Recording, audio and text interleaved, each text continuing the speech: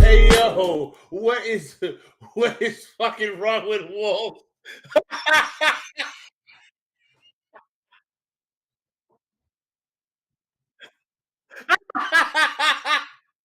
Hey,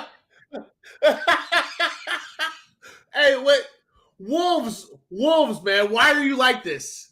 Huh? Why are you like this, Wolves? Definitely strange. Oh man, there's something wrong with Wolves, man. That's all I can say. It's so no. Yes. Yes. Yeah, We're not maybe gonna one tell day. him nothing. Forever. Wolves is a fool, Oh man. no. He's just Stop, Wolves.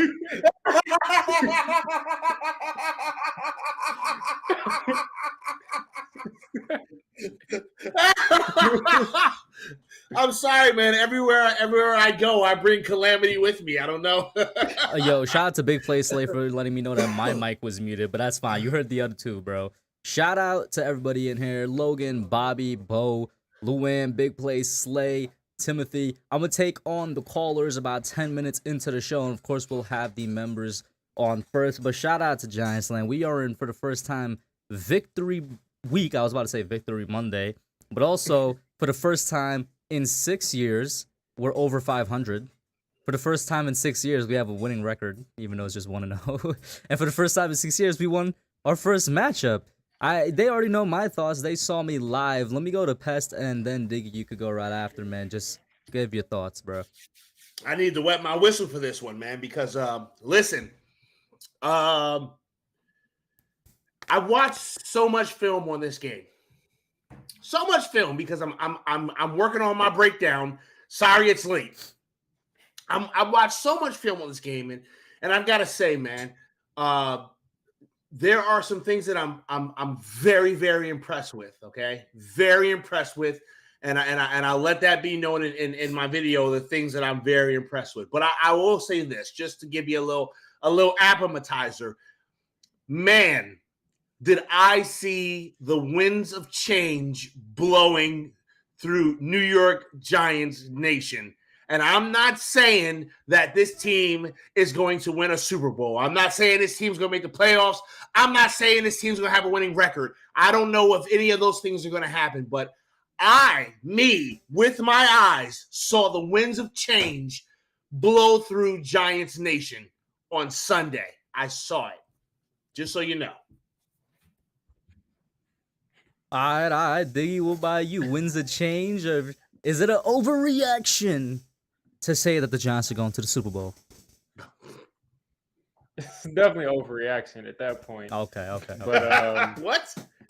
I mean, listen, I really can't jump to conclusions after week one. I'm just really happy off of about three things. One thing is, like, I'm someone who, like, if someone throws for 1,000 yards against us, it's definitely frustrating. But I'm someone who really just wants to stop the run, because I feel like if you're letting someone run all over you, they're challenging your manhood as a team. And then I'm someone that wants to run the ball. And we really ran. Our offensive line beat up a dominant run defense from last year, ran for 230 yards. How many times have you seen the Giants run for 200? How many times have you seen gaps so wide open that me and you could run through it and get 20 yards on the plays that Saquon got 60? Like, has Saquon ever had these wide of gaps before? Never, but not even at Penn State. His rookie year. No, I've never seen it. And even as a rookie, he had to kind of sidestep and do things to get. Listen, I've never seen like the holes that are created in our run game.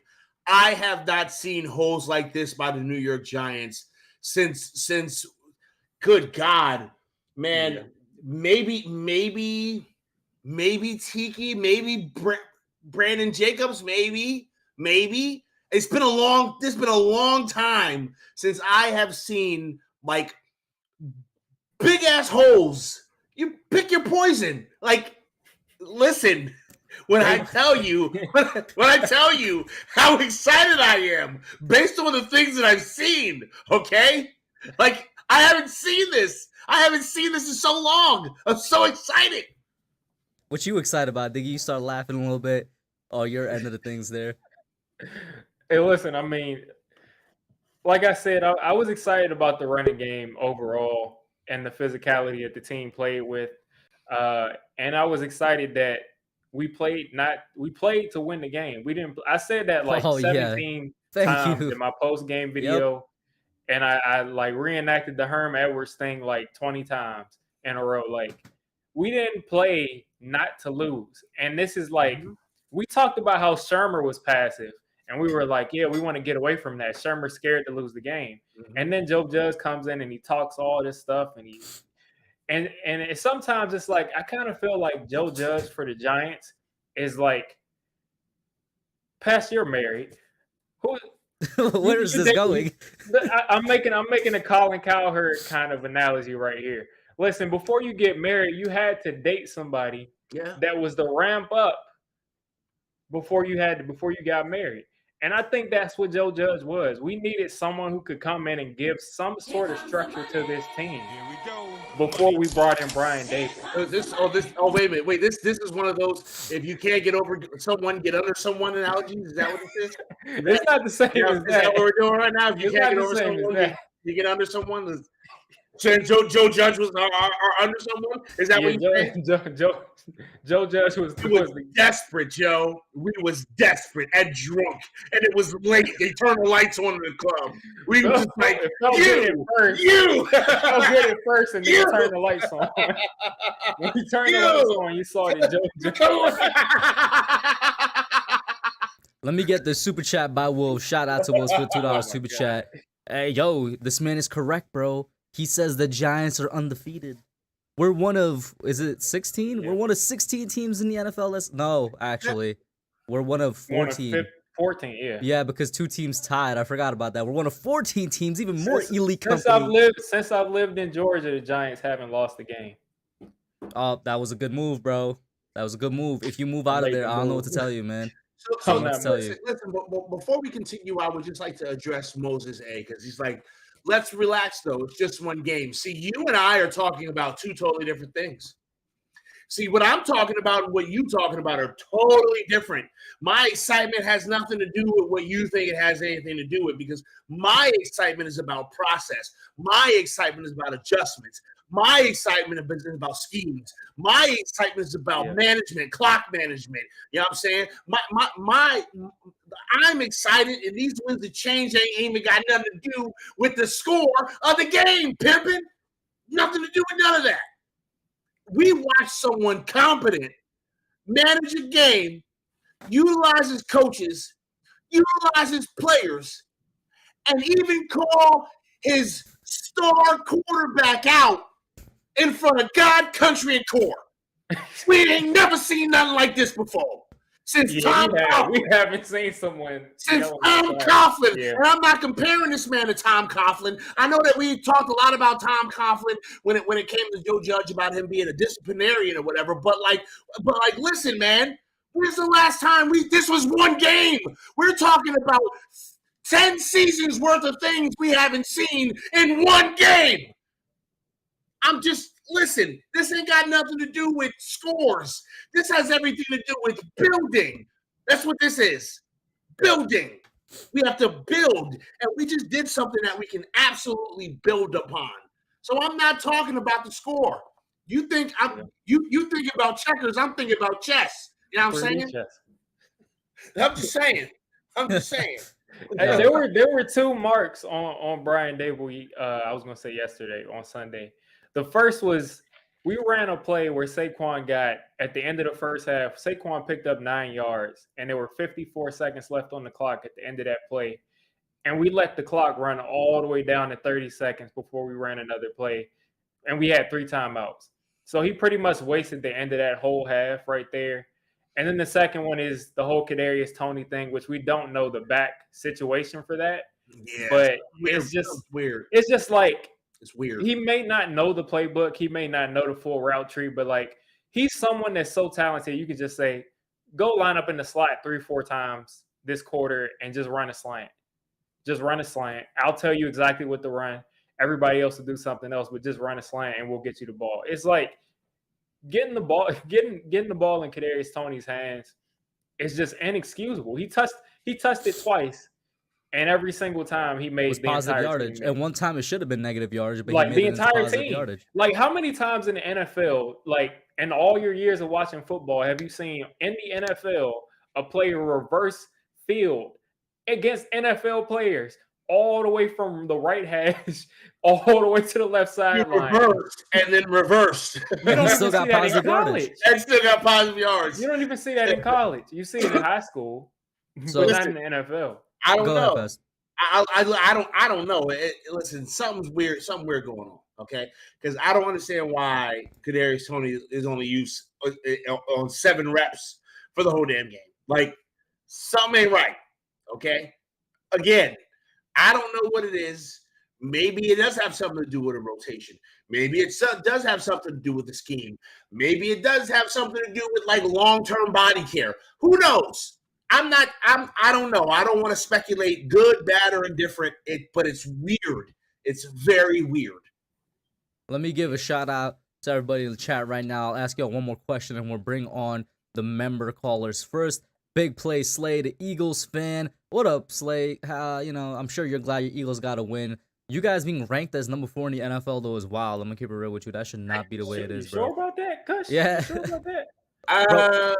Number 4? Listen, That's I've been high. saying I've been saying that And I was somebody that was high on the Eagles. I thought they were going to be a really good team. The Eagles are an NFC contender for a little while now. The Eagles are loaded. You better hope that Jalen Hurts turns into a dumpster fire because they're loaded everywhere. Everywhere. Secondary, check. Only thing they don't have is linebackers. Everything else, secondary, check. When did we first play them? Safeties, corners. When did we first play line. them? We got our Eagles killer healthy again. Knock on wood, bro. That's all I'm gonna say. Shout out to Luann, Timothy, Wolves, Jacob, Moses, Mike B, Viz Ed, Sober Party, F Star, Evan, Duran in here. What up, guys? Ash, what's up? The next question I'm gonna ask y'all, and then like I said, I'm gonna pop on the first couple of member callers. Shout out to, or not question, just statement. Shout out to Wink Martindale, yo. I feel like this man deserves a little bit more credit, considering that he has a stripped down defense and an injured defense as well. Our linebacking core, can we keep it a stack, is bad.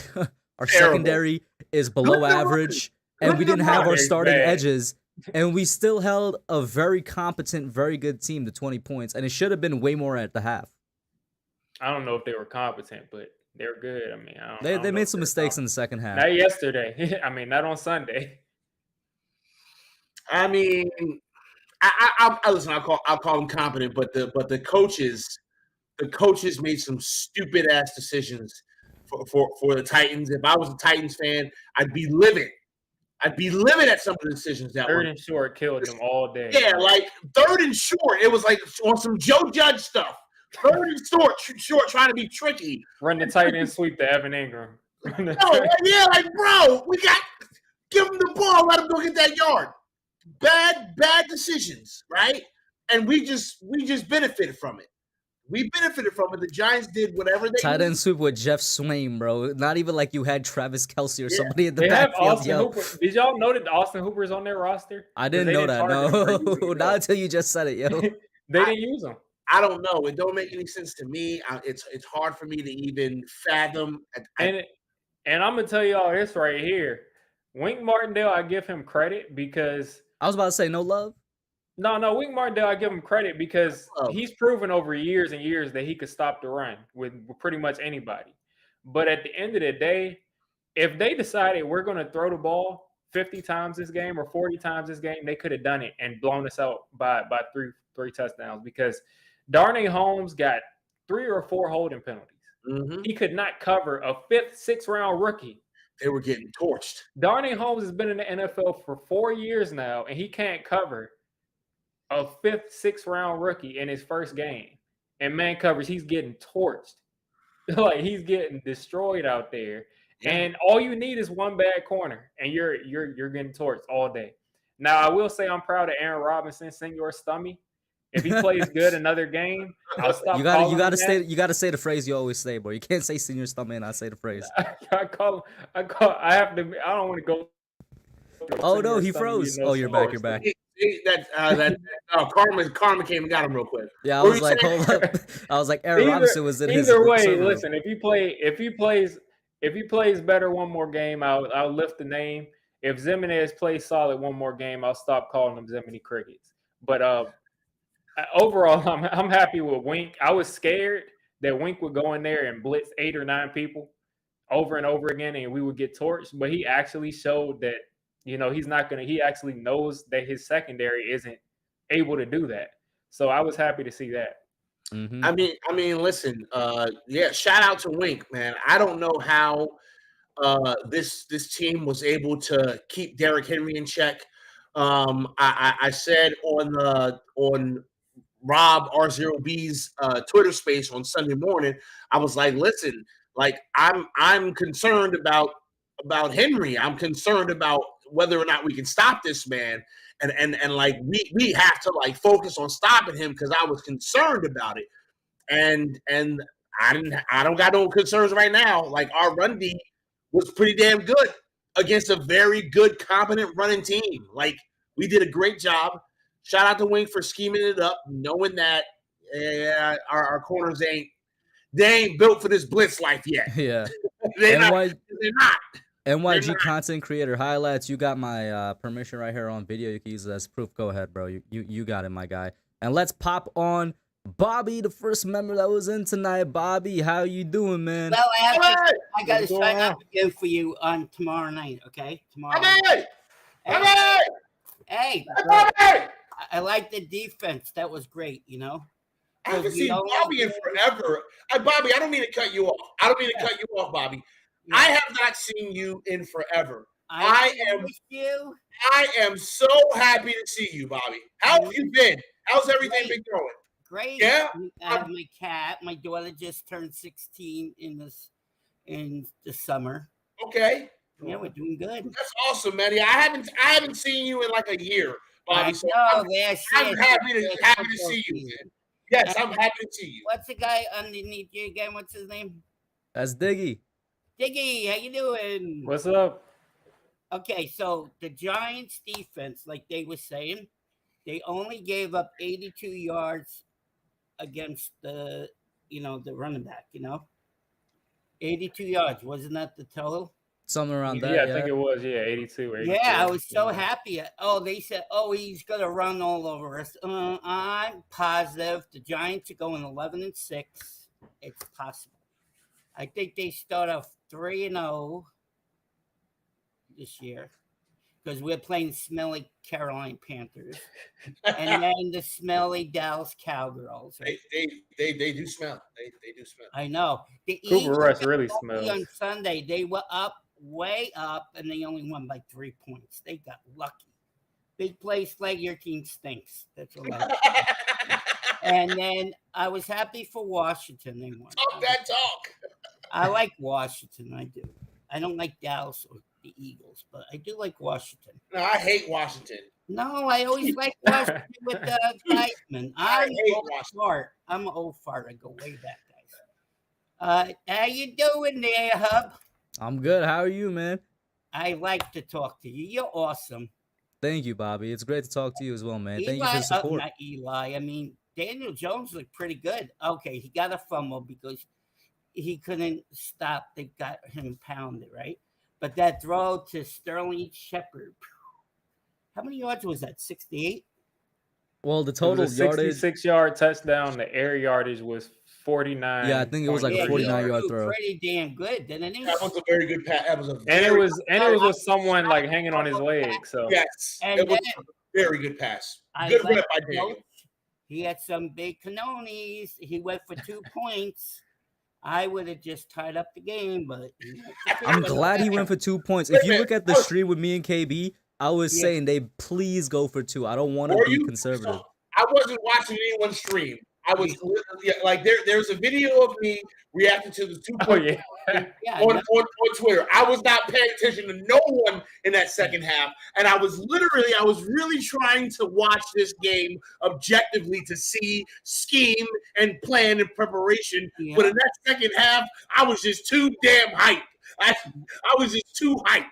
Okay, Pess, you gotta like, tell me, did the hypeness come in after Saquon's 68-yard run, or was it after the Shepard Yeah, he touchdown? was awesome. Immediately, He had yes, 200 and what was it, immediately. 200 yards rushing. He had immediately- 164 yards rushing, Yeah, 30 he yards kicked receiving, some so 194 booty. He kicked total yards. He kicked some tiny booty there, baby. Listen, when Saquon broke that long run off, Mhm. I said, now let's go kick their ass. I knew right then and there. I knew I was like, now let's go kick their ass. Wait And- till we take and it- Carolina. He might get over 200 man, yards. next listen. week. I bet he runs over 200 yards. This second Rushing? I half- don't know. That would be a lot. That Oh, second come half was on. He good. did it once before. Oh, he's never done it before. He I had don't like think he's one- ever Yeah, rushed for in over his rookie 200. year, he ran 190 200 something. yards. No, you look that up. He ran over 200 yards in his rookie 200? year. Did he run 200? I can look it up Yes, right now. one game. 2018 It was game the winner. Washington game. He had like 190 something. They No, pulled I him thought out it in the was second 200. quarter. Yeah, it was against Washington. I think he ran over 200 yards. I'm pretty sure. I got you right now, Bobby. I think I remember that it's game 190 something as well. specifically because he would have Oh. ran for like 300 yards if they didn't take him out in the second quarter. Yeah. Well, look what the So the idiot did most against yards the Eagles. Saquon has ever rushed for in a game is 170. Okay, maybe I was wrong. Sorry, guys. But How much was it? 170 rushing. Oh, I could have sworn it was 190. I was And wrong. that it was 197 total yards because it was 27 receiving. Oh, that's perfect. Yeah, listen, I do think that I do think that this win against the Titans gives us a little bit of confidence going into this game against Carolina. I do think that what we accomplished is something that can be built off of, and we can be better. But we have to keep our wits about us, and we have to stay even keel. As a fan base, we definitely got to stay even keel, which Yeah, ain't they're gonna be excited. nobody doing, right? Like I'm sitting here and I'm talking about the winds of change, right? And I know that sounds crazy, right? You know, as I sit here and tell you to be even killed, but there are things that you should be excited about here, right? But just curtail your expectations. Remember who we are. I'm going to tell you. I'm going to tell you Who three. we are, okay? I was going to say I'm going to tell you three things about the Panthers that scare me to death. First thing is Derek Brown. Second thing is Matt Ioannidis. And the third thing is Christian McCaffrey against our Oh, he linebackers. gets hurt all the time. Watch him get hurt. He always We can't talk about hurt running backs if we have Yeah, Saquon. knock on wood, Bobby. Be careful what you put out into the universe, bro. And Christian McCaffrey. I'm not worried about him. I don't care. Christian He gets hurt all the time. Christian McCaffrey is he's a weapon. That kid is a weapon. I'm not So worried about him at all. and he's a different. Listen, he's a different type of running back. Now, maybe, just maybe, we come in with the same mentality that we had against Derrick Henry, and That's not going to work against him. let's punch him in the mouth. But yes. But the problem is that it's not always going to work. Yeah, because we saw this game. We saw this game with Dontrell Hilliard that passing out of the backfield is a problem for our defense. Yes. Dontrell Hilliard Yes. cut us up out of the backfield. They are going to kill us with that. Table routes, flat routes, will They're route. going to have to bring McKinney down, or they're going to have to do Oh, something God. because Oh my God! Is Thibodeau going to be ready for week Nah. 2? I'm still saying Kayvon's not going to be back until week 3 I or don't 4. think either one of them are going to be back this week. Yeah, I don't think so either. I wouldn't put my. Who's the Thibodeau next said that backup? if there was a Super Bowl, he would have played. But I mean, he's never even played an NFL game, so how does he? I don't think so. I'm still saying week 3 or 4, Bob, because when the injury happened, the projection was week 3 or 4. I remember. Oh, okay, I thought that. Yeah. Okay, I didn't know. It's not gonna be. And honestly, there hasn't been any type of update in terms of timeline since. So that's why I'm I'm sticking with honestly it. kind of scared for them to come back. I mean, the pass rushing is going to go up a lot, I believe. But the run game, I don't think they can hold the edge as well as I don't think either one of them can hold the edge as well as Jihad Ward. I mean, he's like 280. I will say, pounds. Jihad Ward did surprise me with that, yo. You right there. Yeah, he's like 285. So like we're not going to be able to defend the run in the same way.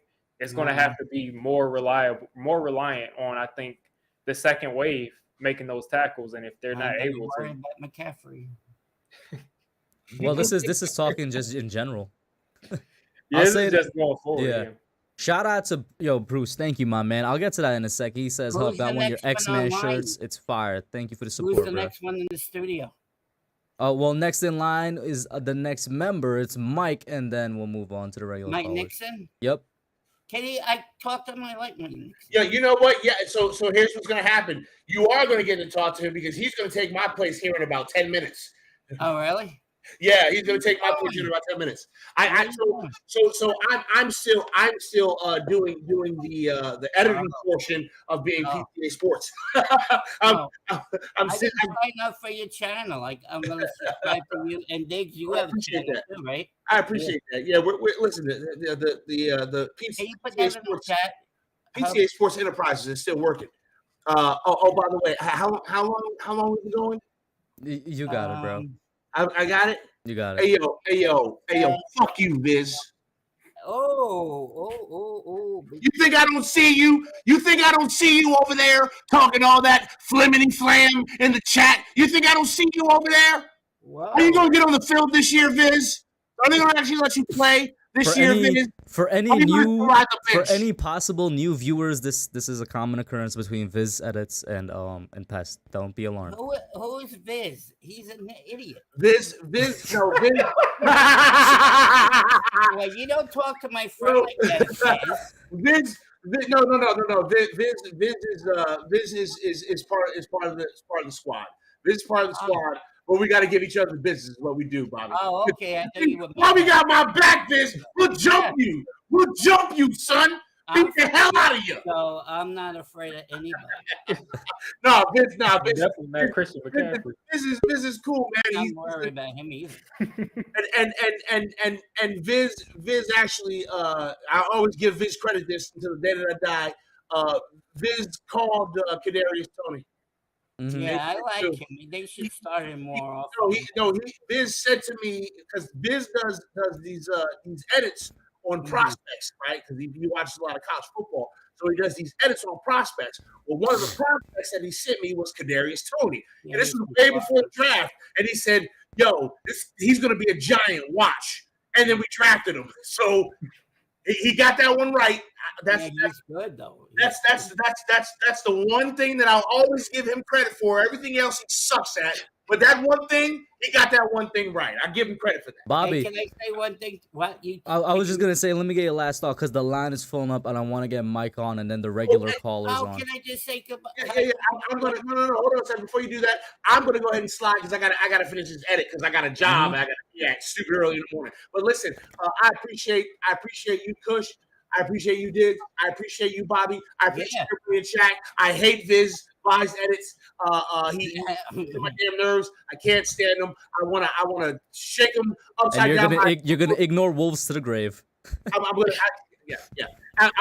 shake him. I want to shake him by his ankles until coins fall out of his pockets. All right, that's what I want to do to Viz and Wolves. There were some very, very distinguished gentlemen in Paris. There were some fellas. There were some fellas in Paris. There were some fellas, and they were dressed quite well. Hey, I'll have a good one, and I'll get on with you guys later. Have a good one, Past. Peace. Can I just say hello to Mike before I leave? For sure. Let me pop Mike on, and then... Mike! Hi, Mike, Bobby. Everyone, are you happy? Of course I'm happy. We kicked some boot. Well, we came back in the second half. Yeah. Yeah. Happy about that. But and that second, the 2 points, great. But oh my God, we got changed. Yeah. We got changed. Not in a million years would that pansy Joe Pudge, Joe Clown Judge go for 2 and had yeah, Mike, before you continue, because I want to keep the line going. Bobby, please let me get your last thoughts. I love you, man. Thank you for calling in. Thank you for the support. Aaron just hit his 56th home run tonight. Hey, hopefully he makes that MVP run, man. I know you got 6 more left to tie up. Mantle, I think is it? No, I'm not going that far for Saquon, okay. But I will say, if he continues playing like this, he's definitely my winning comeback player of the year. So my prediction for Sunday is Barkley's going to run all over Carolina. Daniel Jones is going to have another good game. The defense is going to smack around Krista McCaffrey all the time. I think he might. I don't know. He might even get hurt. He always gets hurt. He's always on the injury list, but I don't. But you shouldn't Wait, have wait, risked Mike, that Mike, up on him. wait, Mike. Let him finish because I got to get a rotation going. I All don't right. like him. I think I never take him for fantasy because he's always hurt. So I think if he's gonna get under 100 yards against our defense. So that's my prediction. And we're gonna be 3-0 starting the season. We play Dallas after Carolina, right? Yeah. Yeah, I We're think. gonna Yeah. beat the snot out of that team. We're gonna sack Des Prescott about 6 times, I think. Oh, he's out for 6 to 8 Dak weeks. Prescott is out, I mean, Wait, Diggy. He's out. He's now out 4 to 6 I weeks like Cooper. per Jerry Jones. That's his name, Cooper Rush, right? Mm-hmm. Yeah. Okay, thank you for letting me on, Hub. You're great. And Diggs, you're awesome. And Mike Nixon, you're awesome too. Thank Thank you, Bobby. Have a Who's good on one, next? Bobby. on Huh? next? Well, Who's on Mike next? is up next right now. No, who's on after him? After him, I got another fellow YouTuber up and coming, Big Dash Nose. Okay, let me see what he Okay, looks I haven't like. talked to Never Big met him. Dash. Okay, have a great day. See ya, Bobby. So as I said, I'm gonna pop Big Dash on right now. Mike, go ahead, continue with your rant and Dash. Once What's Mike up? finishes his introductory rant, my man, we'll get you going. Go ahead, Mike. No problem. Yeah, not in a million years would that clown Joe Judge go for 2 in that situation. It's great to have changed, and Hub, I have never came. Well, I'm not saying you specifically came off, but I know some people around your community who have come off the Saquon hype train. Mm-hmm. But hey, as you know, as you should know, Saquon's my favorite player, and I've always believed in him. I'm with you right there, man. Saquon's the reason I started this channel, bro. Yeah. Yeah, oh yeah, you didn't know that? Yeah, Saquon No, was I the didn't reason know I that. started YouTube, yo. But let me say I thought it hello was to the hub. Yo, I thought it was let me- the hub. let me say hello to Big Dash Nose, guys. If you don't know me, to check out his content. And also, it was also kind of implied that you go over to Diggy's channel, sub him up, give him a follow on Twitter. Same with Pest, who was on before me. Y'all check Thanks, out man. Big Dash on Twitter and on YouTube. Like I said, up and coming Giants content creator. It's actually my first time speaking with him. What up, Dash? How you Yeah. doing, man? Yeah, what's going on, Hub? Hey, Diggy, first what's off, I going don't on? want to cut you off. I want to give Big Dash a shout out because I've been listening to Big Blue Kickoff live for since 2009, and I remember them mentioning his name on Twitter of them reading off the Twitter comments when Yeah, they he used to go actually used heavy. to read the Twitter comments. Now they don't read it, but I remember Hashtag. them mentioning his name over. Correct me Nah, if it was I'm wrong. Over 10 years ago. No, it was a while. It might have been like 2012. Might have been like Yeah. 2012. Yeah, so So yeah, no, you're right. so shout out to you. I finally saw you on Twitter, I guess maybe about a year ago or something like that, and I connected the dots. Yeah. Yeah. Yeah, I had to You've change been the name repping when I for a started the while. YouTube channel. It was a different name at first. When I just was on Twitter just normally, but Hub, Dig, man, I've been following you for a while, both of you guys, man. When I first started getting into the Giants content on YouTube, you guys are some of the first channels I saw. Obviously outside of some of the bigger name guys that's out there. But Dig, I used to love the breakdowns, man. I used to love the Yeah, I'm breakdowns. gonna try to get one out this week. Yeah, then also you break down film too, and I do like everybody that breaks down film. That's my game. I love watching film. But yeah, just shout out to you guys, man. But to be honest, I've been eating crow for 2 days. 2 days straight, I've been eating crow because I talk bad about O'Shane Zimenez because my guy is Roche. I talk bad about Saquon Barkley too. And I never said we was going to lose. I always thought we were going to win this game. Didn't know how we were going to do it, but I knew it had to be through Saquon Barkley. And I was one of those guys that said he doesn't run tough. And he shut me up. And this crow tastes delicious. This is the best crow I ever had in my life. Absolutely. But now I'm just enjoying it, man. And just seeing this team and the energy on the sidelines, even at the end of the game, it's a new feeling. I think it's a new feeling in the building. But I'm here to rep with you guys. And then Bobby, that was just on. Bobby, you're acting like you don't know me. I was in a stream with you for like 2 hours on a different channel. He just didn't know who I was.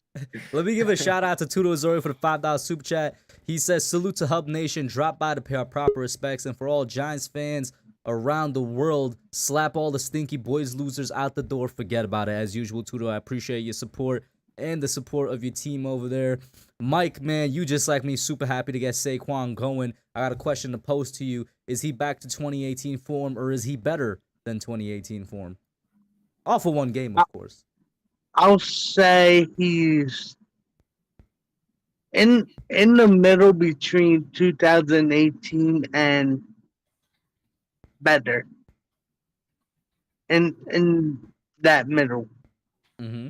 I mean, obviously he's not gonna run for 160, 70 plus yards a game, but he's definitely back. I'll say that. Okay, go ahead, Dash. What about you? Yeah, I think, and just to be honest, we've never seen this Saquon before. I say that. He's always been quick, elusive, but we've never seen him play as physical as he played on Sunday. Like even a small yardage. Like usually he'll run out of bounds. He's taking on the collision or looking for the physicality on his way outside. So I can say I've never seen this Saquon before, and I love it. And I'm calling him hashtag angry Saquon. We get that started. I'm loving what I'm seeing from him. But as far as his speed goes, does he have that extra burst that like he had before all those lower leg injuries? I'm not sure, but he looked damn good. I think he was recorded tied for the fastest run in the past week one. It was 20. Still not as fast as Daniel Jones. Yeah, Daniel was what, something crazy, like 23 or 22 miles an hour or something 22. like that? 22, yeah. Saquon was clocked in at like 21 this past weekend. Go ahead, Diggy. Where you sitting with the beast incarnate, bro?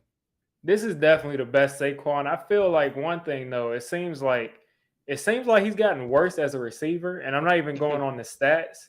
It just seemed like he used to be just so much more natural as a pass catcher, but I don't know. Maybe I just need to see more of it. Maybe it's just been because he's been hurt so much and he hasn't had that big of a sample size. But as far as running the ball, I mean, this is what we wanted the entire time. At the line of scrimmage, we wanted him to be tough. We wanted him to be decisive. And in the open field, if you got a small DB, you can run him over. If you got, if you're in the open field, you can use your elusiveness.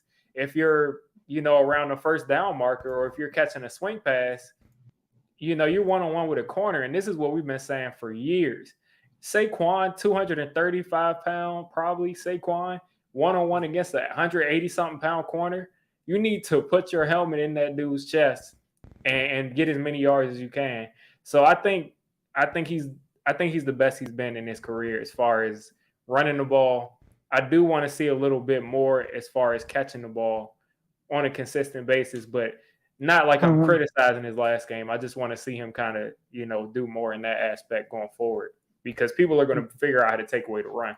For me, I definitely think that this is the best version we've seen of him as a running back, because for like the first time, every time he got the ball on first down, it was positive yardage. I don't know. I might have to go back and look. I don't think there was a negative run on first down from him on Sunday. Was there one? I think there was one. Right? There was where he was tackling the backfield, was it? Yeah, one stat I got from Big Blue Kickoff Live, they said there were 2 runs that were 0 or 1 yard. I mean, 0 or negative yardage. So I'm pretty sure one was 0 yardage and one was like -2. Yeah.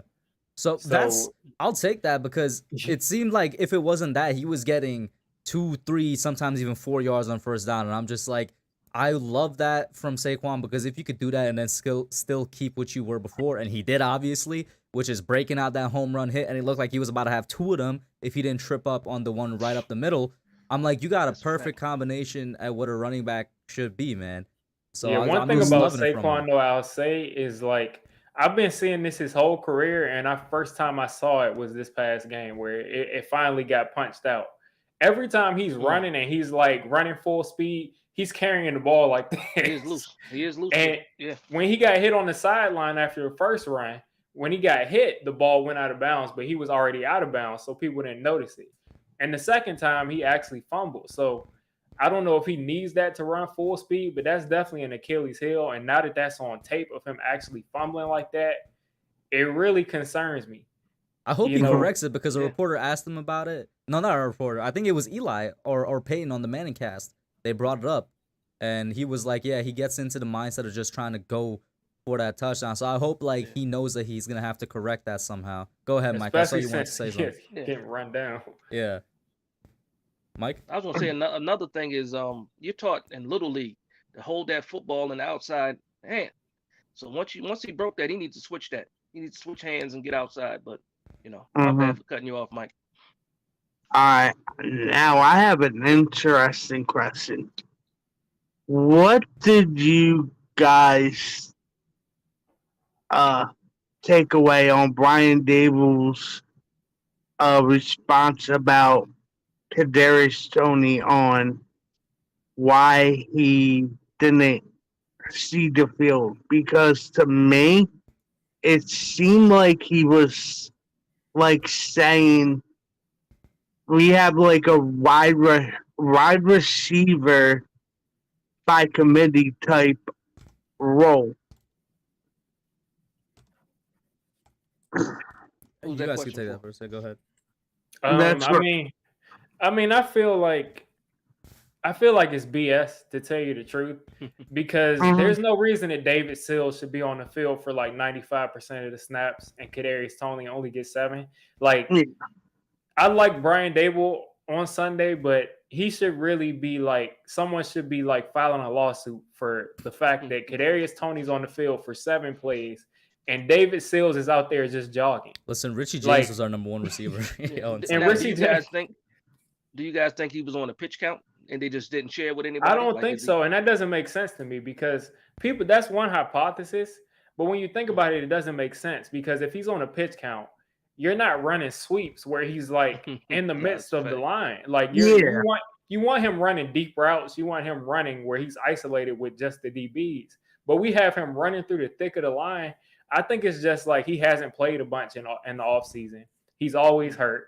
There's always something that's nagging him. And I think this is just a type of coaching staff where they're saying, we need to see him run all of these plays successfully in practice and succeed and be healthy in practice before we put him out there because we don't want him running the wrong route and there being an interception, which is understandable. But sometimes you just got to put him in there, like I said earlier, and just say, run a slant route. No option route for you. Just run a slant route or we're going to throw you a screen. Because he's just way too dynamic to have that on your bench is like really ridiculous. It's out of control, man, in my opinion. And you said it too, because one of the things I noticed in watching the tape back, a lot of those RPO plays where Richie James was getting those passes, Kadarius Toney could have easily got those. It was one more first down that he should have got, but they ran that RPO a lot throughout the whole game. It was RPO or just belly with Saquon Barkley. But yeah, I mean, I thought maybe pitch count, but what you're saying makes sense, Dick. That it's definitely something else. So maybe they just don't trust him yet. It could be that. And even that, I'd be like, what is going on behind the scenes, yo? It's 2 years. It's like his second year now. Two different coaching staffs don't trust him to be out there. So yeah, I mean, I hope we see more of him like as time goes on, like because he's an asset when he's on the field. Right here, a question from the chat. Very simple.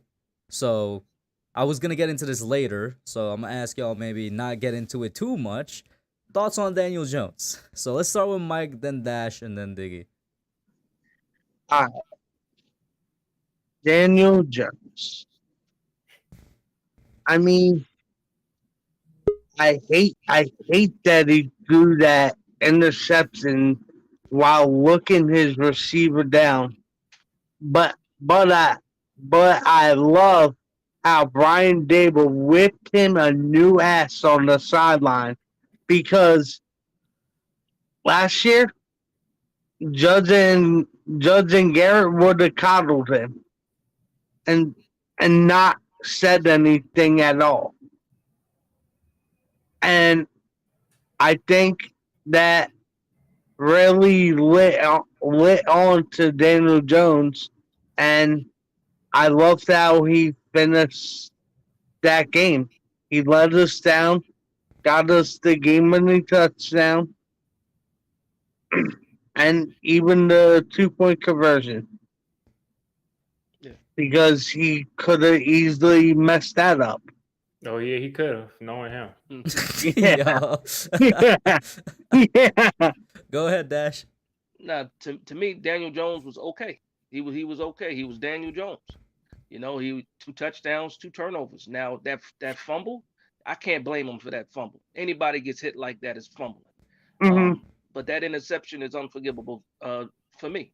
Now, it could be a thing where he still doesn't trust himself completely. But when you go back and like hindsight is 2020, and you go back and look at the film, because today is film day, all 22's out. You see where he could have went with the ball. And I'm pretty sure, they chewed him on the sideline like we saw, but also coached him up as well. But that's Daniel Jones to me, man. No, I wasn't surprised by anything that happened. He can give you some good drives, and then he can kill some drives. That's him. Hopefully we can get more of him, marching us down the field and then go ahead score, but get it out of his hands as fast as possible. Offense going through Saquon Barkley. That's the key to me. And Diggy? Yeah.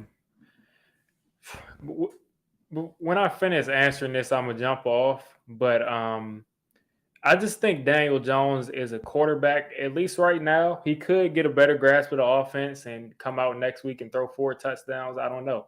But I just think there's quarterbacks that you win with, and there's quarterbacks you win in spite of. And I think yesterday we won in spite of them. And when I say that, he did everything he was supposed to do besides that interception. He did everything he was supposed to do. He didn't do anything crazy. But at the end of the day, it just wasn't impressive to me. He has these plays where he looks like an amazing quarterback.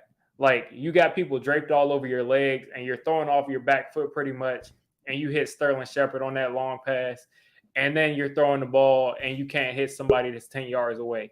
It's just too erratic, and it's just a microcosm of what his career has been, in my opinion, and every aspect. I mean, you got the guts, you got him running for first downs, showing up in big moments. At least his heart showing up. We know that Daniel Jones isn't scared of the moment.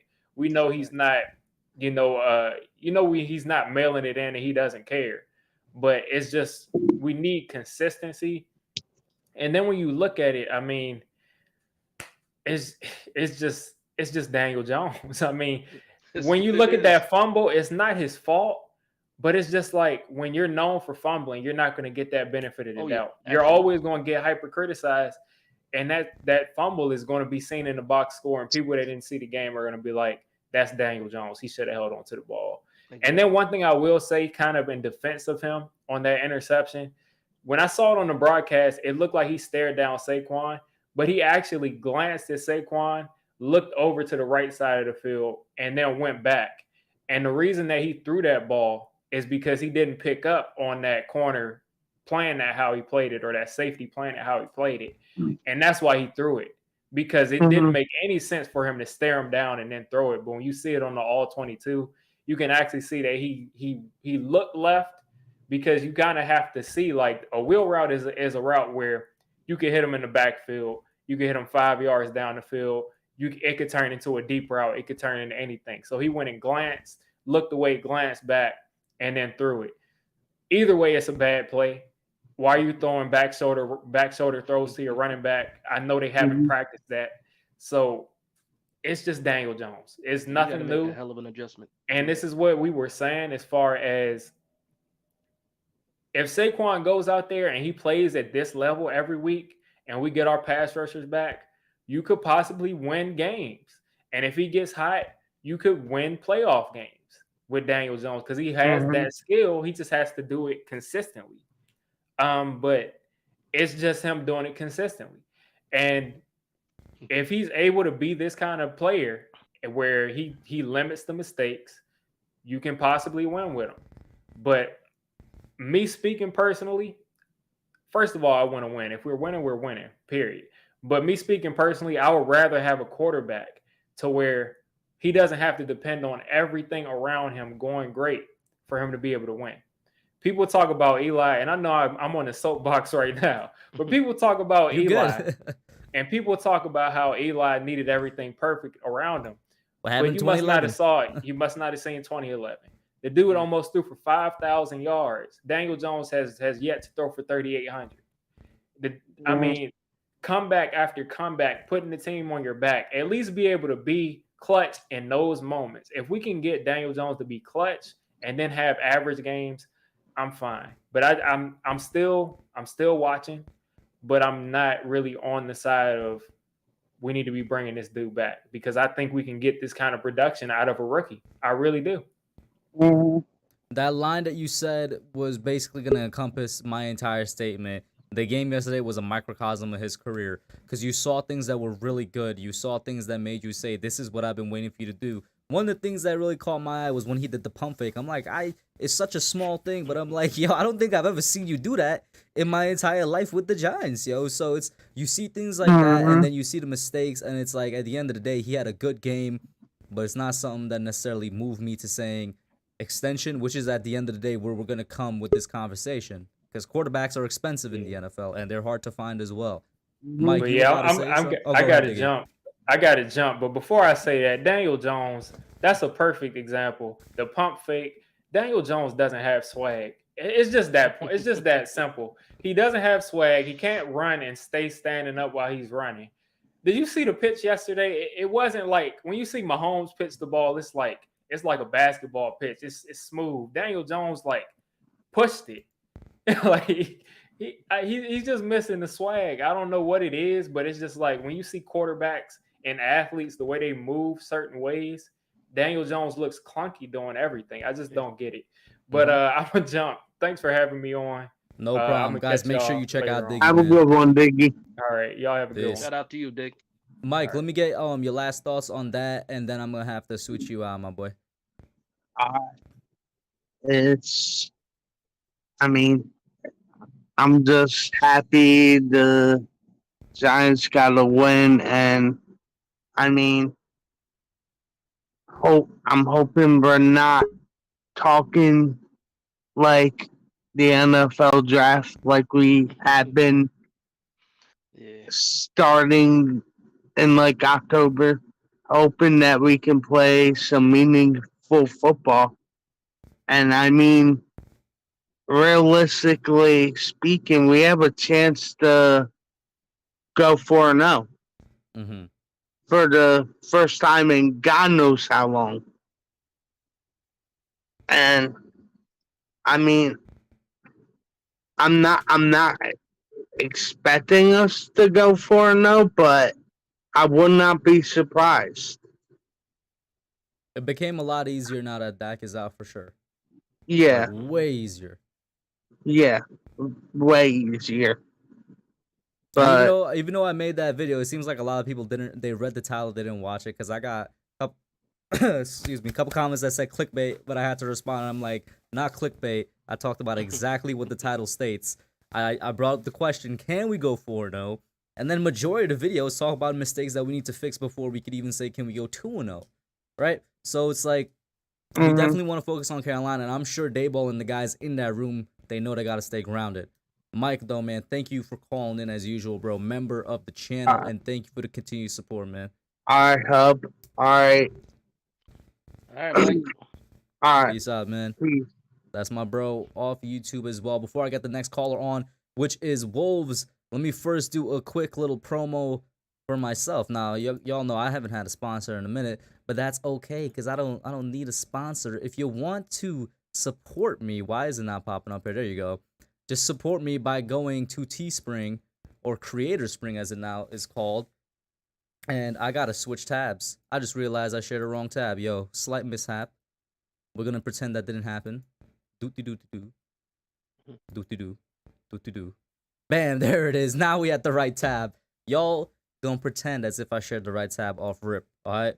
But no, for real, if you want to support me at like Bruce that he put in the comments earlier, he got one of my shirts, please go over to Creator Spring where I put a lot of effort into these guys for the designs this year.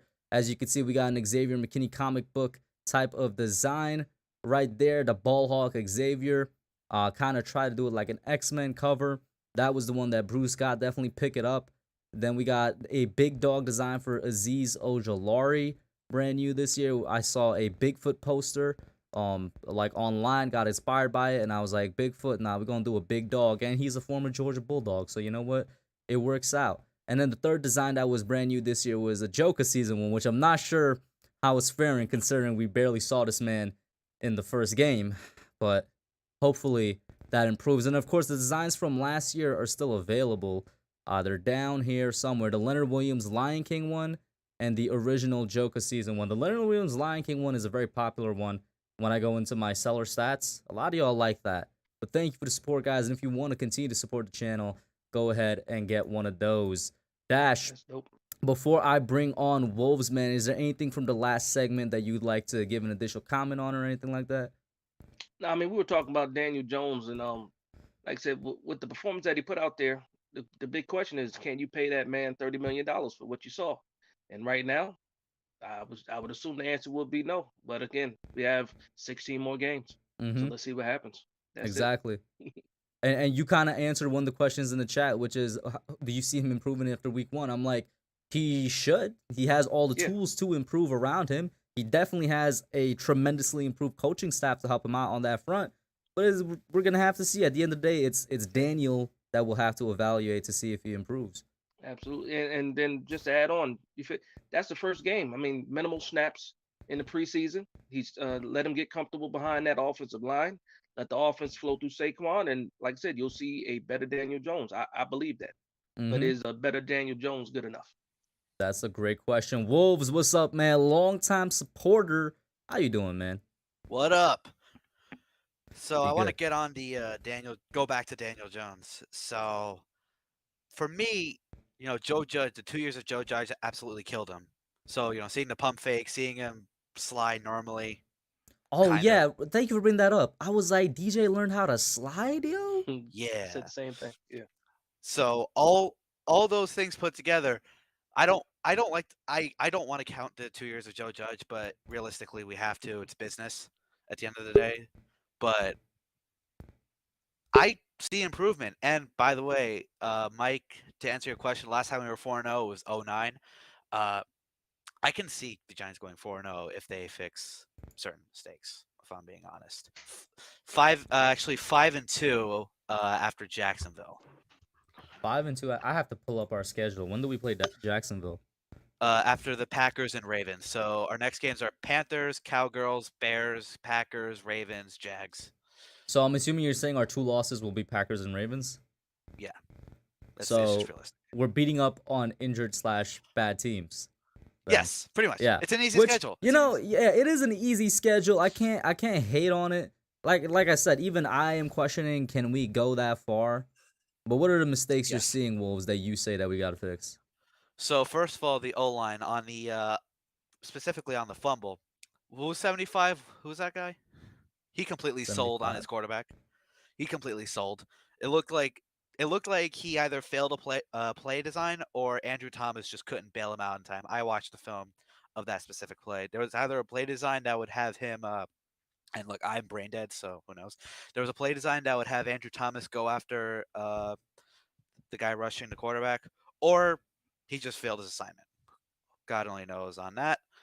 But I just watched that and I was like, Dash, did you get a chance? I know you mentioned something about film. Did you get a chance? Do you recognize the play he's talking about or no? I did get a chance to see play, but what quarter was that play in? I think it was in the second quarter with 10 minutes to go. Was it 75? Who on our line wears 75?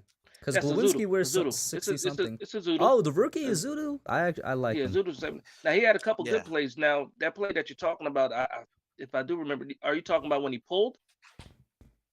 I don't remember the exact. I don't remember exactly what happened, but from what I remember, he just looked like a swinging door. He managed to get one block. Oh in, yeah, and Diggy's just went right you're talking about him. the sack fumble. That's what Diggy's saying that you're talking about. Yeah, that's why I said the fumble. Yeah. Okay. That he completely sold on that. Again, it was either he poorly executed a play design or I think that was on Zudu. I remember seeing that. He just got beat. Yeah.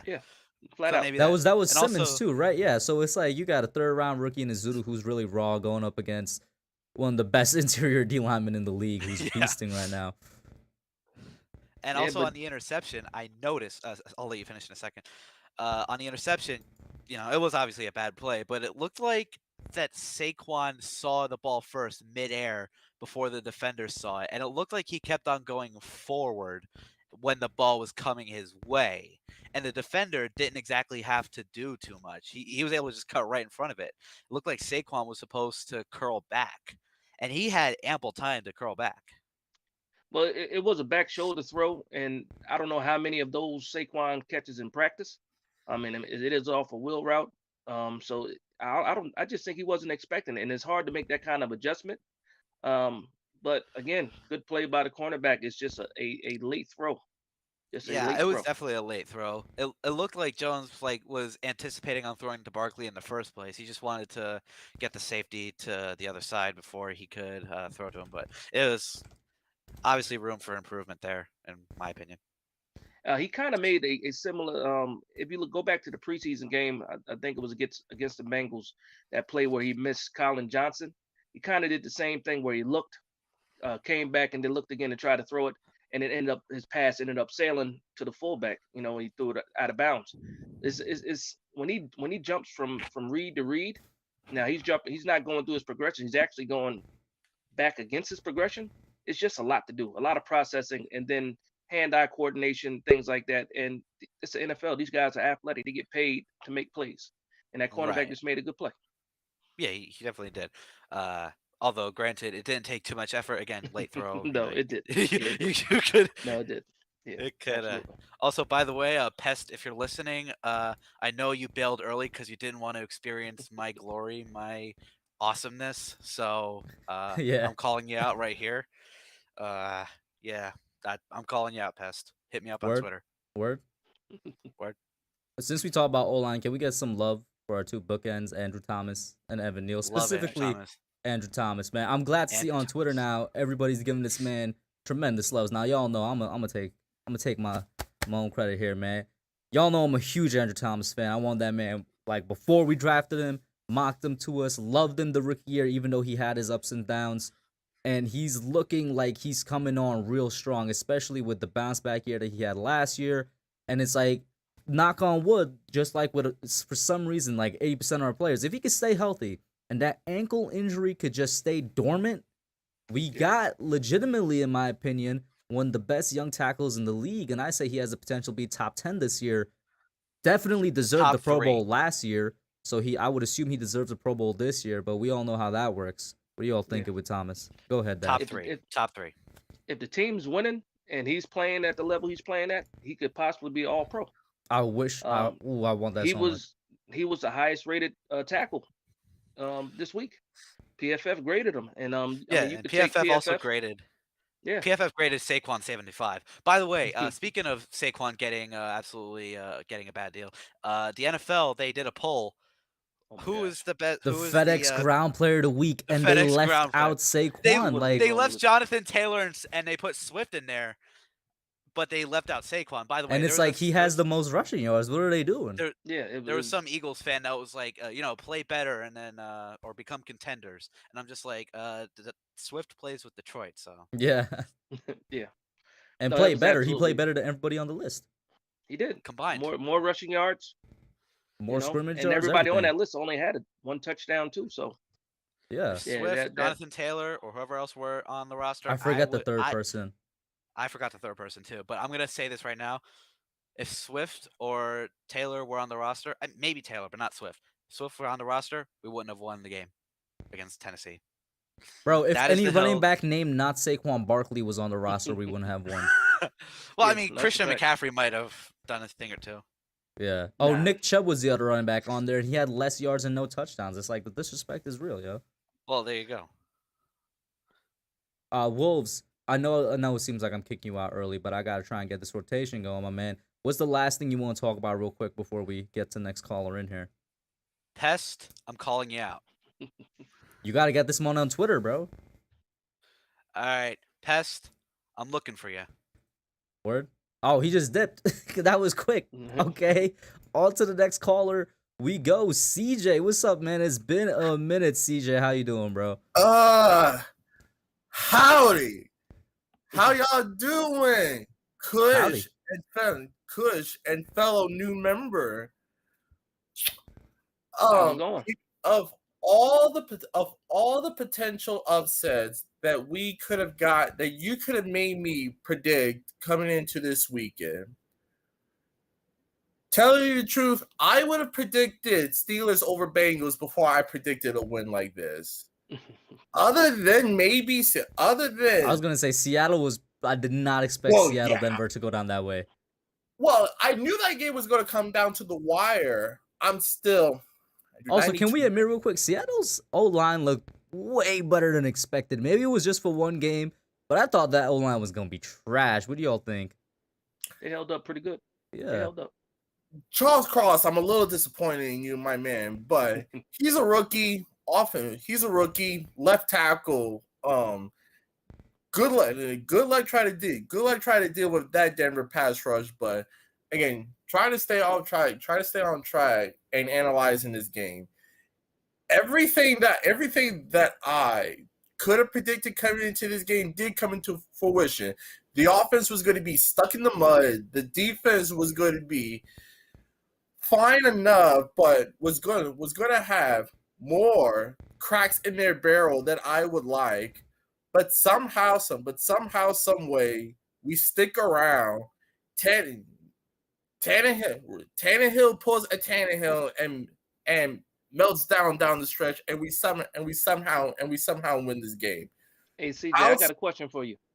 And I got an answer.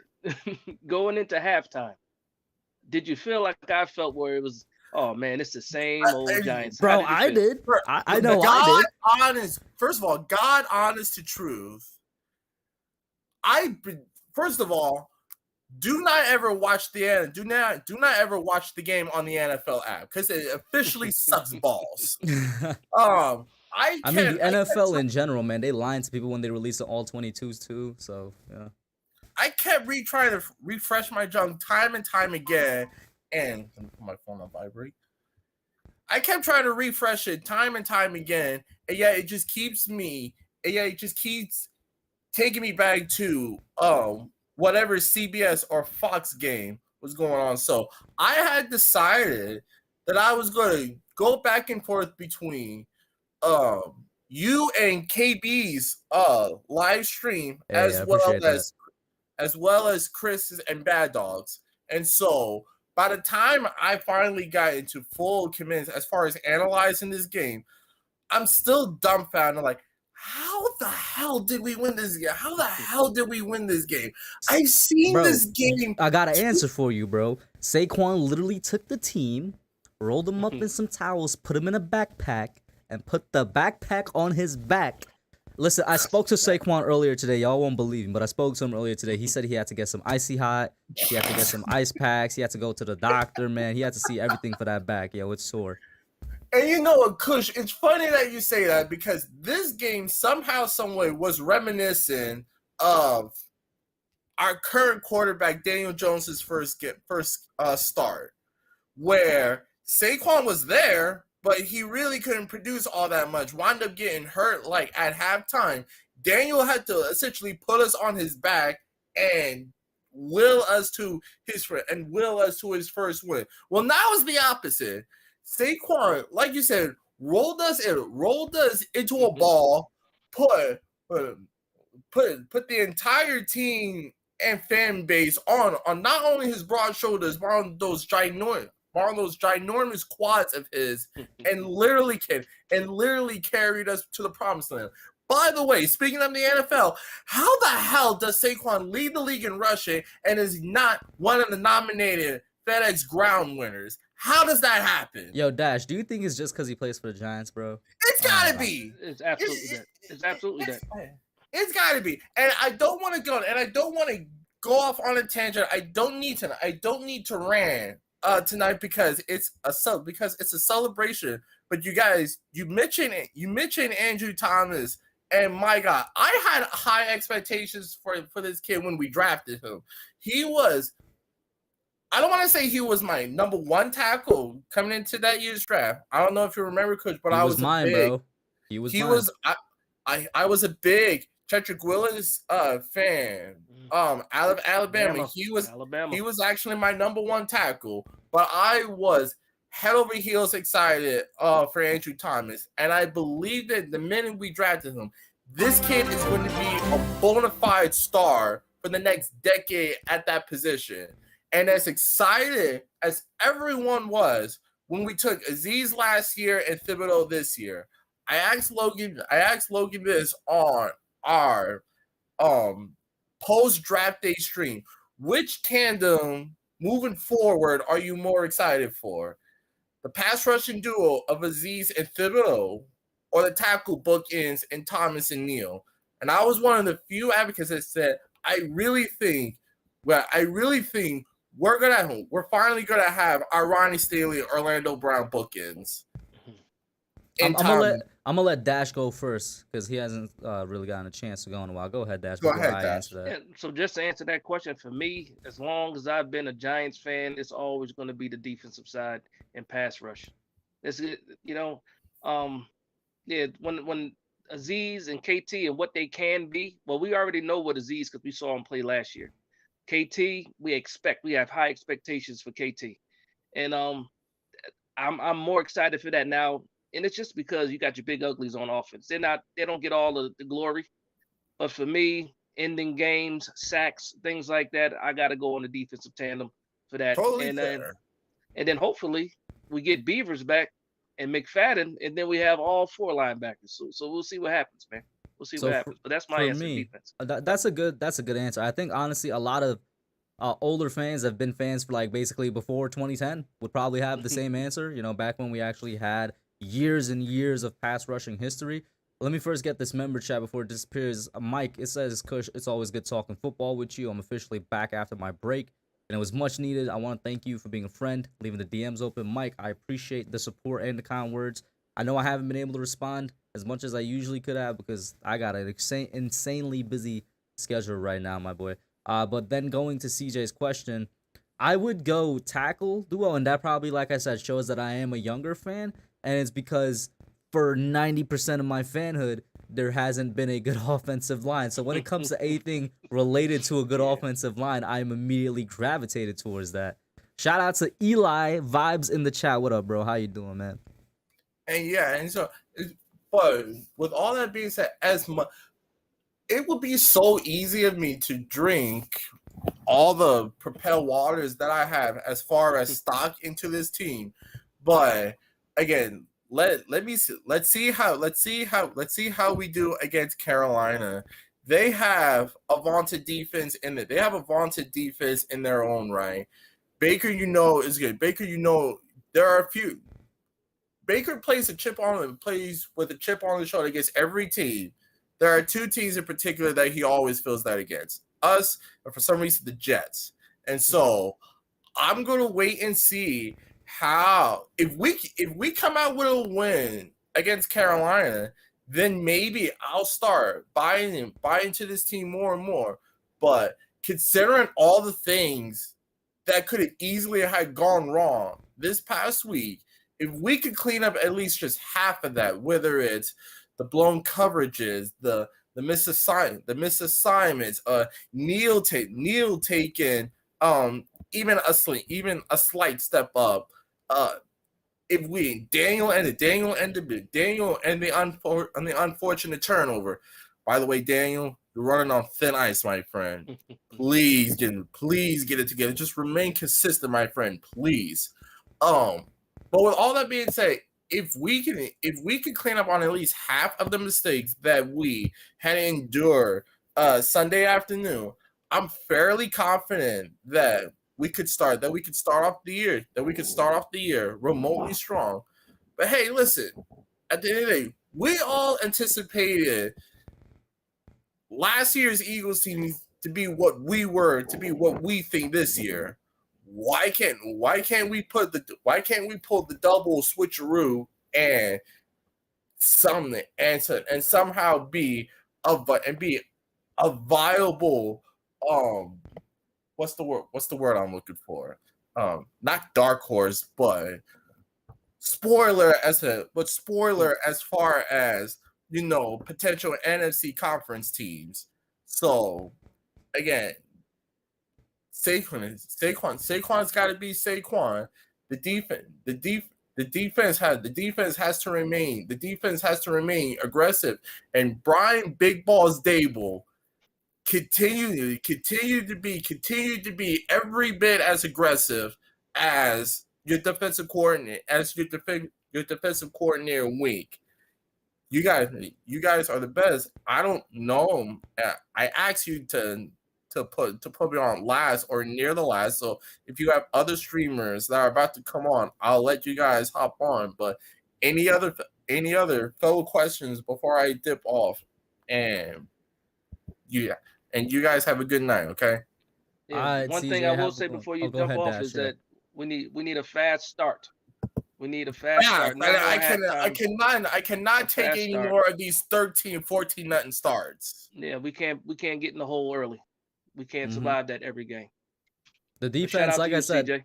Shout out to defense and Wink, but to expect that every game is to expect basically what was it that year that the Steelers went to the playoffs based only on their defense? Was it 19 or 20? Like you're expecting that level of play from them every single game. But CJ, shout out to you, man. Have a good one, bro. Catch you later. Peace. Oh, and by the way, we're gonna be selecting 2 All-Pros this year, McKinney and Thomas. You heard it here first. I hope Heard so. you. Shout out to Nate in the chat and Miz in the chat. What's up, y'all? How you doing? Next up, we got 651 MIT. Oh, there he is. What's up, man? How you doing, bro? Hey, what's up, fellas? What's up? Y'all hear me? Hey, I can hear you, bro. You good? Last time we spoke was before the season, man. How you feeling now? Yeah, I'm doing good. First, I'd like to apologize to Wink Martindale. I was very critical of him. I wanted to keep ground. I thought he was going to come out and just blitz and leave our secondary on the island, but I like what he did. I'm glad he adjusted, man. He adjusted, and that's what I wanted to see. He adjusted, and I can live with that. Secondly, I think Jones is going to get better as the season goes on. He's actually being coached. He's actually making rookie mistakes where the last coaching staff wasn't coaching him up. So he's doing rookie mistakes, but he's going to gradually get better. I think the last coaching staff, they wasn't coaching him up. They was doing a scheme, like, this is our scheme, go to the first read, like that. I think you mentioned it, where Brian Daboll said he's not running the scheme. He's going to run what benefits his players.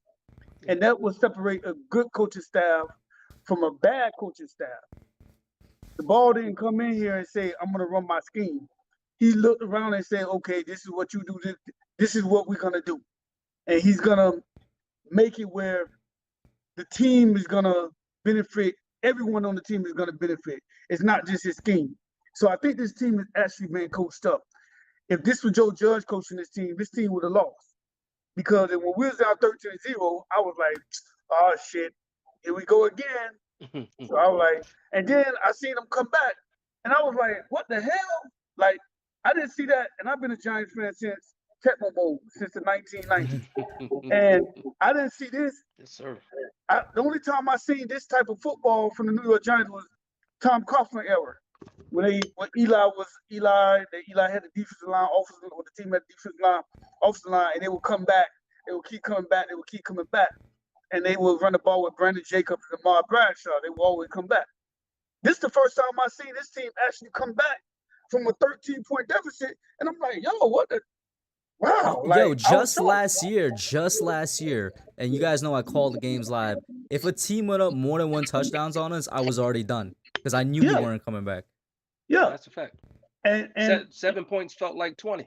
Exactly. And I'm gonna say this: by week 6, this offense gonna open up.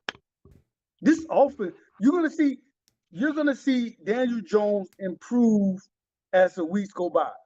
It was a different half between first half Daniel Jones and second half. You know what it was? It was coaching. That's what it was. And you guys can say what you want about Daniel Jones. He's coachable.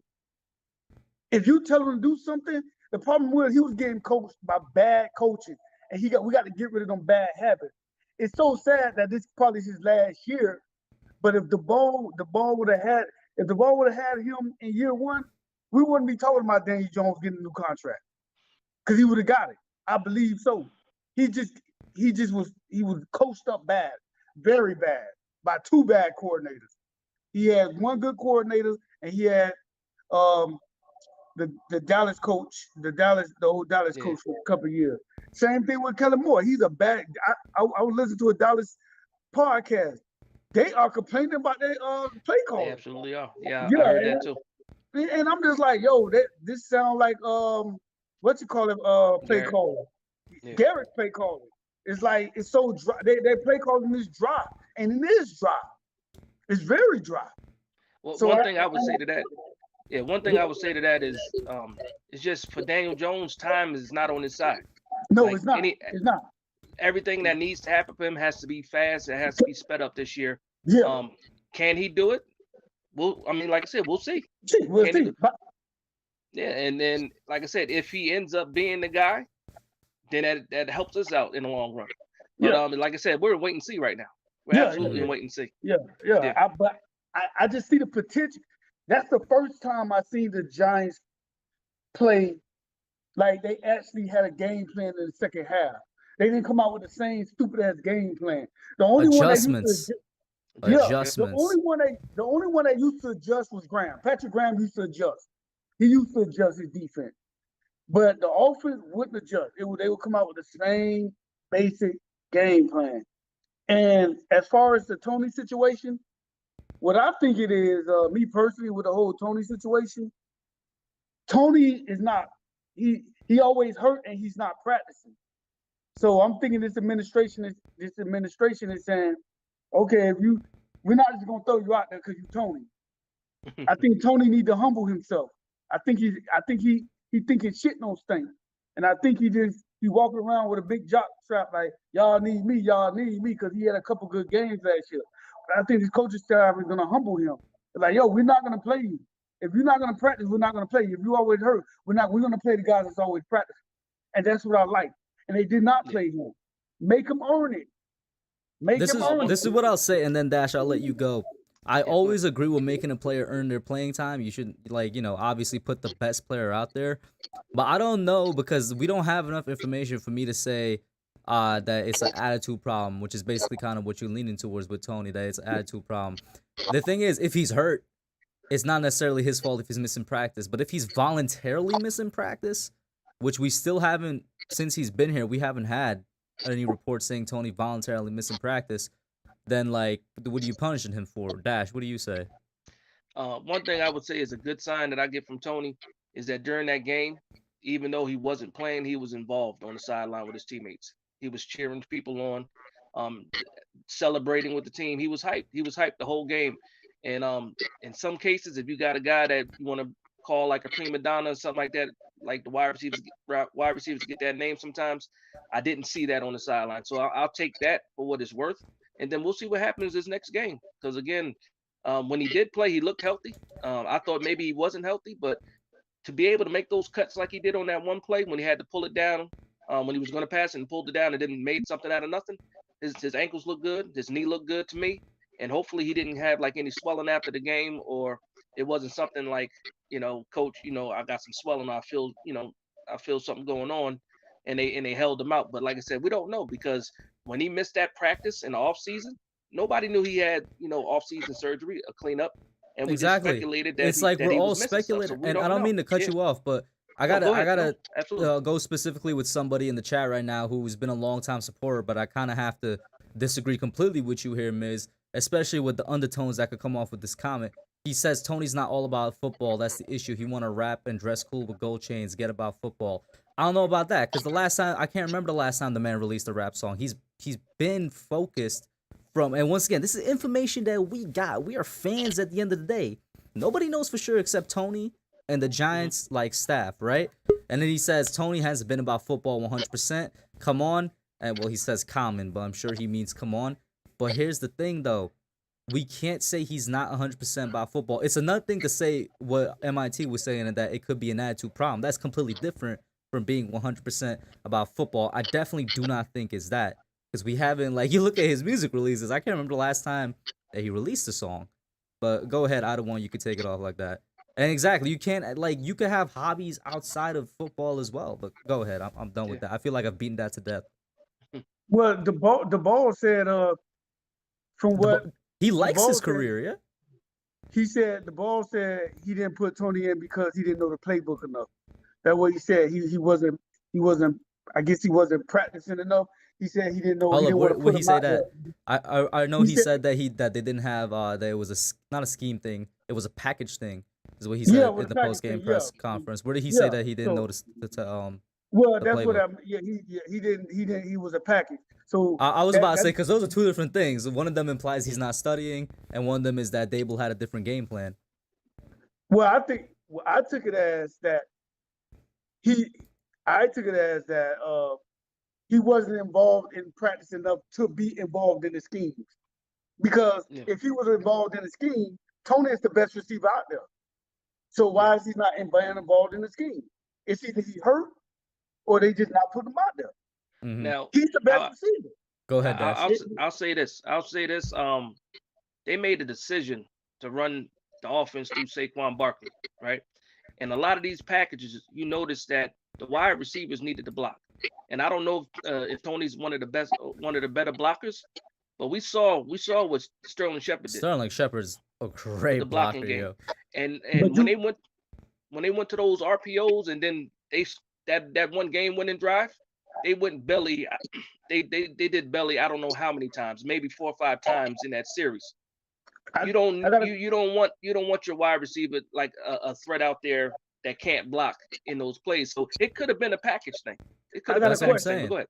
I got a question. Odell couldn't block. Do you take Odell off the field? I don't care what running back you have. You don't take Odell off the field. You're right, but guess what? Guess what? You Since don't- when can we compare Toney to Odell? Let's not act. No, Let's not say that That's now. where I'm going. That's where I'm hear me going. out. I didn't compare. I didn't Yeah. hear me out. You don't take your best. I don't care. You don't take your best receiver off the field. I don't care if you. Well, no, that brings up another question, though, right? We think Toney's the best receiver, but honestly, the best receiver on this team was the one that had the 65-yard touchdown, Sterling Shepard. When Who's the healthy, game Shepard changer? is the best receiver on this team. And it's not Okay, Kenny Galladay, because Kenny Galladay not hasn't Kenny done it enough. Who's the game changer? I will say this. I will Besides- say the most talented wide receiver on the team is Kadarius Toney. I will say that talent. But he's not the best. But again, they don't know him. They don't know him. And why is They weren't here last year for that Dallas game, for that Saints game. They weren't here for that. They didn't see And it why is firsthand. that? And why if he's not hurt, and the ball said he's not. What he said that he. Dable they said put him what in Dable slow- said, and actually Dable did say that because the reporters did ask about the knowledge thing. He did say that Kadarius is pretty knowledgeable of the playbook. What he said was the packages didn't suit him. And Dash brought up something that I didn't know because you guys know me. I'm not too much of an X's and O person with football, so I appreciate Dash bringing that knowledge to the table. Where he says they went a lot of belly, and that's not necessarily something that Kadarius might be involved in some of these drives, and also with plays that involved a little bit more run blocking. So logistically, it makes sense. Yeah, we took passing off the playbook. Like we ran the ball. Like it was no play action. It was none of that. It was either some bootlegs or it was belly that whole drive. We ran belly. We ran belly so much. We ran belly so much that for that touchdown pass for Myrick, we ran belly so much that they fell for it and he was wide open on the bootleg. So that whole series, and it might have only been one receiver set. I got to go back to the all 22. It was Seals. Seals was on the other side. Okay, No, and then it was- Seals is also known for good blocking. Seals is a good blocker too. Yeah. So I think it's the package. But here's the thing: the next 2 games, if Toney's healthy, and we still see him used in that limited role like that, then you're on to something. Exactly. You're absolutely And I was on about to something. say the same thing. Listen, I don't want to come off as a Toney homer, because I feel the only reason I'm defending him so hard is because I feel like he gets a lot of flack that he doesn't deserve. But I'm with Bash. If we see basically by week 4 that he's still not getting involved, and by week 4, like, we know that he's gonna be healthy, then it's like, all right, yo, listen, maybe he's just not a fit for the team, yo. Maybe he's not for what they're building over here, and that's unfortunate because it's only in his second year. I think we'll know even more that Dallas game. Mm-hmm. Yeah. He got some get back for Dallas. He got some get back for Dallas. Exactly. He was He tearing got Dallas up he got last year. ejected that game. He got ejected in that one game when he threw the punch. I think we'll see, because we're going to need all that. At the end of the day, it's 2 players on this Giants team that can beat you, Barkley and Toney. It's 2 players that can beat you, Barkley and Toney. They can take over a game. That's it right there. That's it right there. They can take over a game. Anytime they get their hands on the ball, it can be a touchdown. Absolutely. Absolutely. And I just don't understand. I get it what y'all said, which is run. You still will have to keep a safety over the top. He's taking I just don't get it. You keep Toney on the field. You don't take Toney off. I don't care if you running 3 running backs, a tight end, and 1 receiver. You keep Toney on the field. When he was at the university, I'm a University of Florida fan. Toney didn't come off the field unless it was goal line. Toney didn't come off the field, and they ran the ball. One thing I'll say to that, they kept the defense honest as soon as Sterling Shepard caught that deep pass. For the rest of the game, they kept the safeties honest after that because Sterling Shepard was still on the field.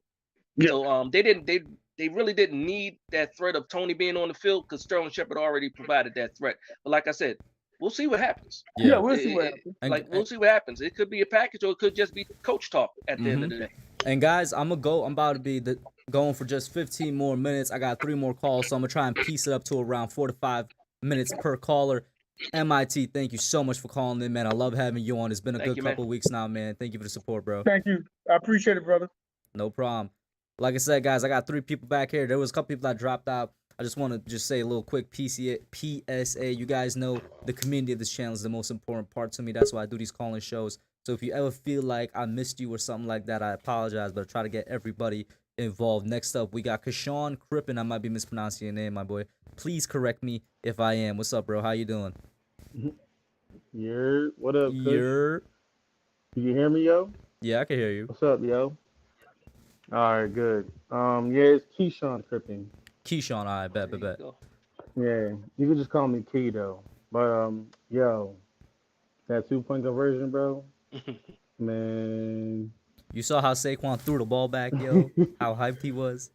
Yo, I was so scared, dog. Like, I was watching the game at my girl's mom's house, and I grabbed my girl's dog so quick, bro.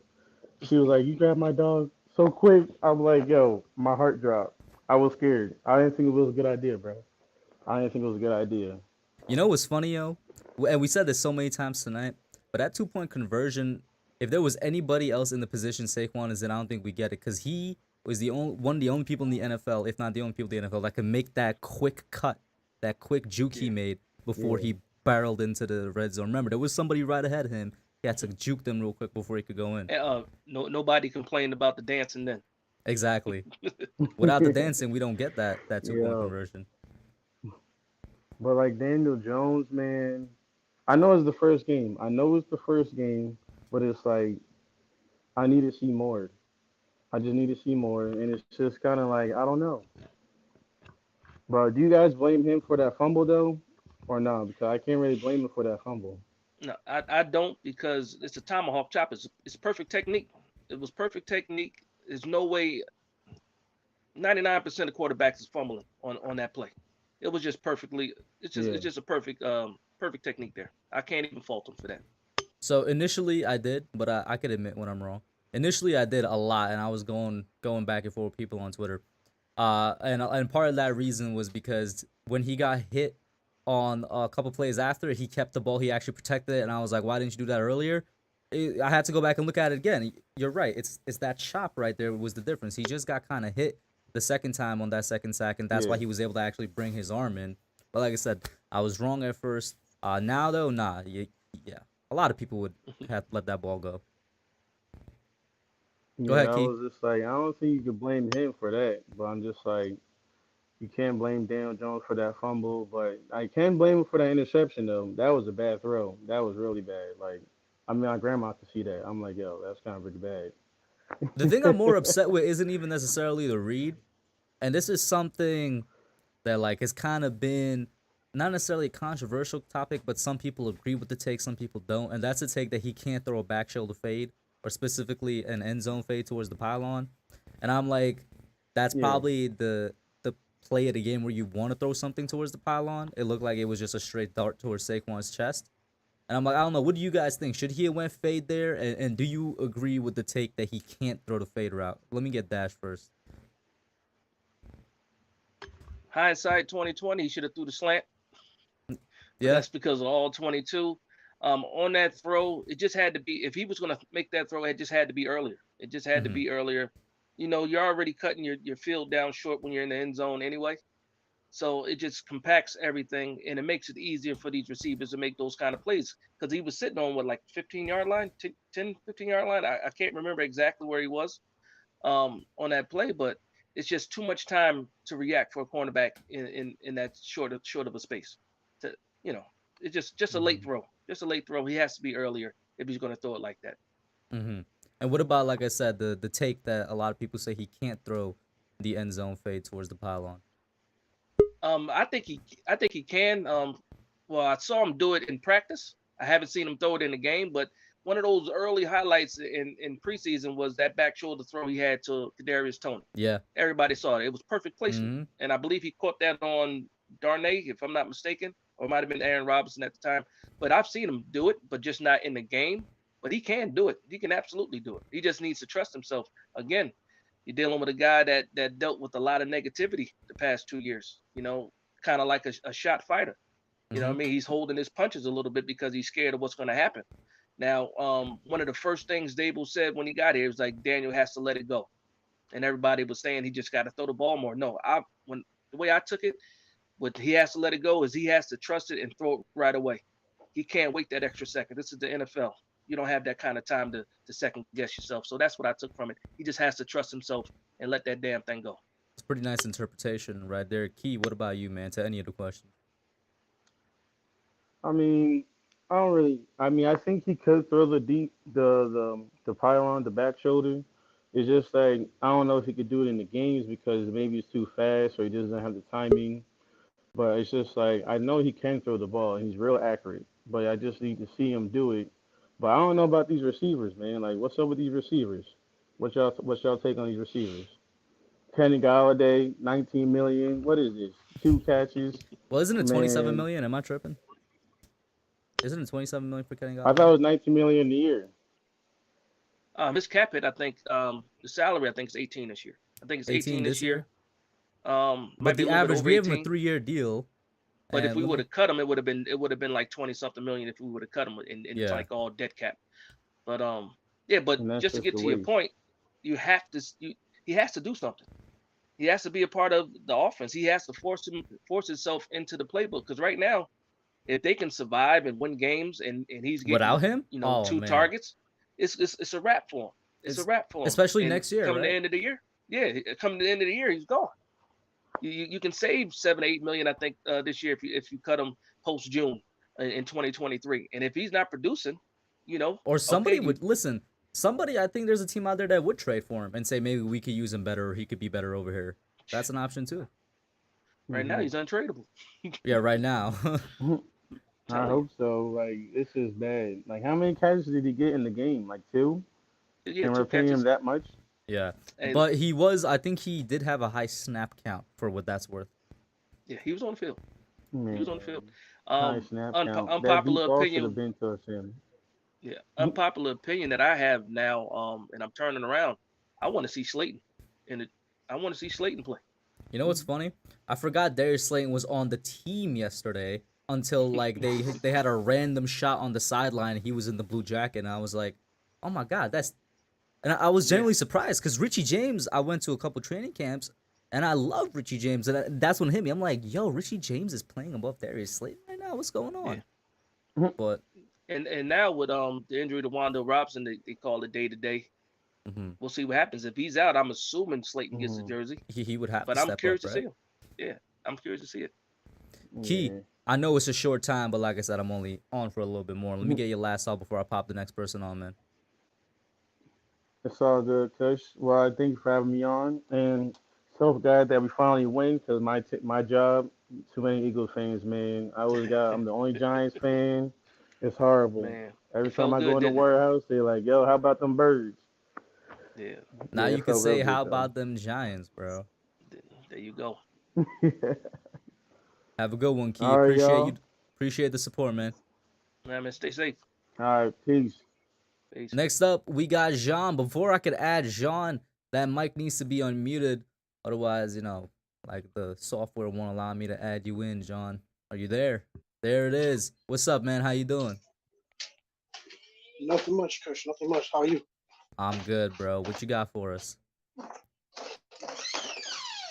Hey, I just want my flowers. I called it.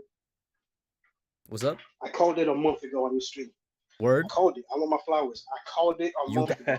I'm giving it to you. I'm giving it to you right now. There it I'm is. giving it to you. But to be fair, the I young came guns here- before the game, I said I was the only person that picked the Giants to win that stream, yo. Oh, Kid Blue didn't pick? No. I Giants? did it first. I go back on the Oh, video. Go man. find that video. No, Towards the end I'm of the giving you live your stream. flowers. I I'm giving you called your it. flowers, my boy. I am giving them to you virtually. Take them from the You're not camera. alone, Thank though. you. I'm just saying you're not alone. Yeah. Thank you. True that. Yo, but I can't believe we actually did it. I can't believe he missed it. I'm still shocked, man. I almost cried. Like, oh my God, it was just. Oh, it's just. When's the last time you relief. felt that ecstatic, bro? Finally- That happy with the Giants? When I think it was like 2016, when we just Eli Manning came back from the grave and just led us to the playoffs. I think that's the year. I could pick a specific game, Detroit, because when we beat Detroit in 2016, that's when we were officially slotted into the playoffs. Like our spot was solidified. That was the last time I probably felt this happy, man. You know, it felt good too because so many times we've been on the opposite side of a field goal win, too.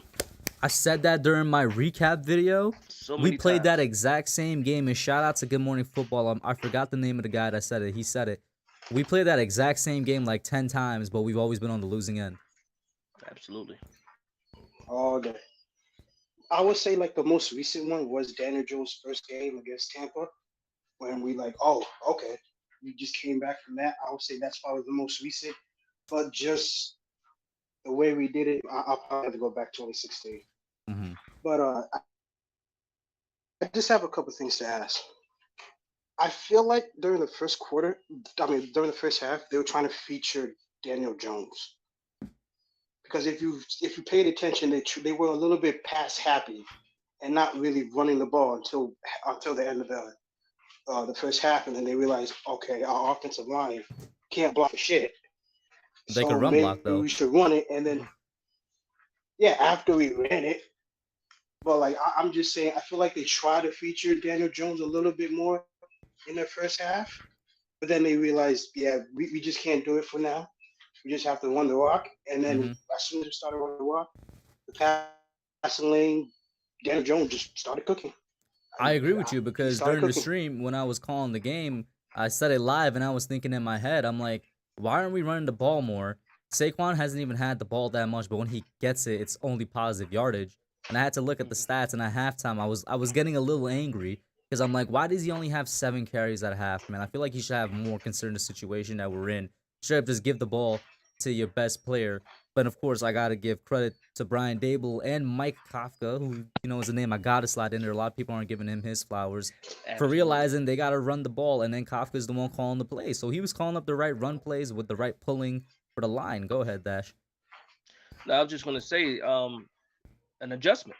That's all it was. We haven't seen adjustments and execution of an adjustment, and that's the biggest thing. And people always ask me why I was so confident about this team, and it hadn't. A lot of the roster is the same.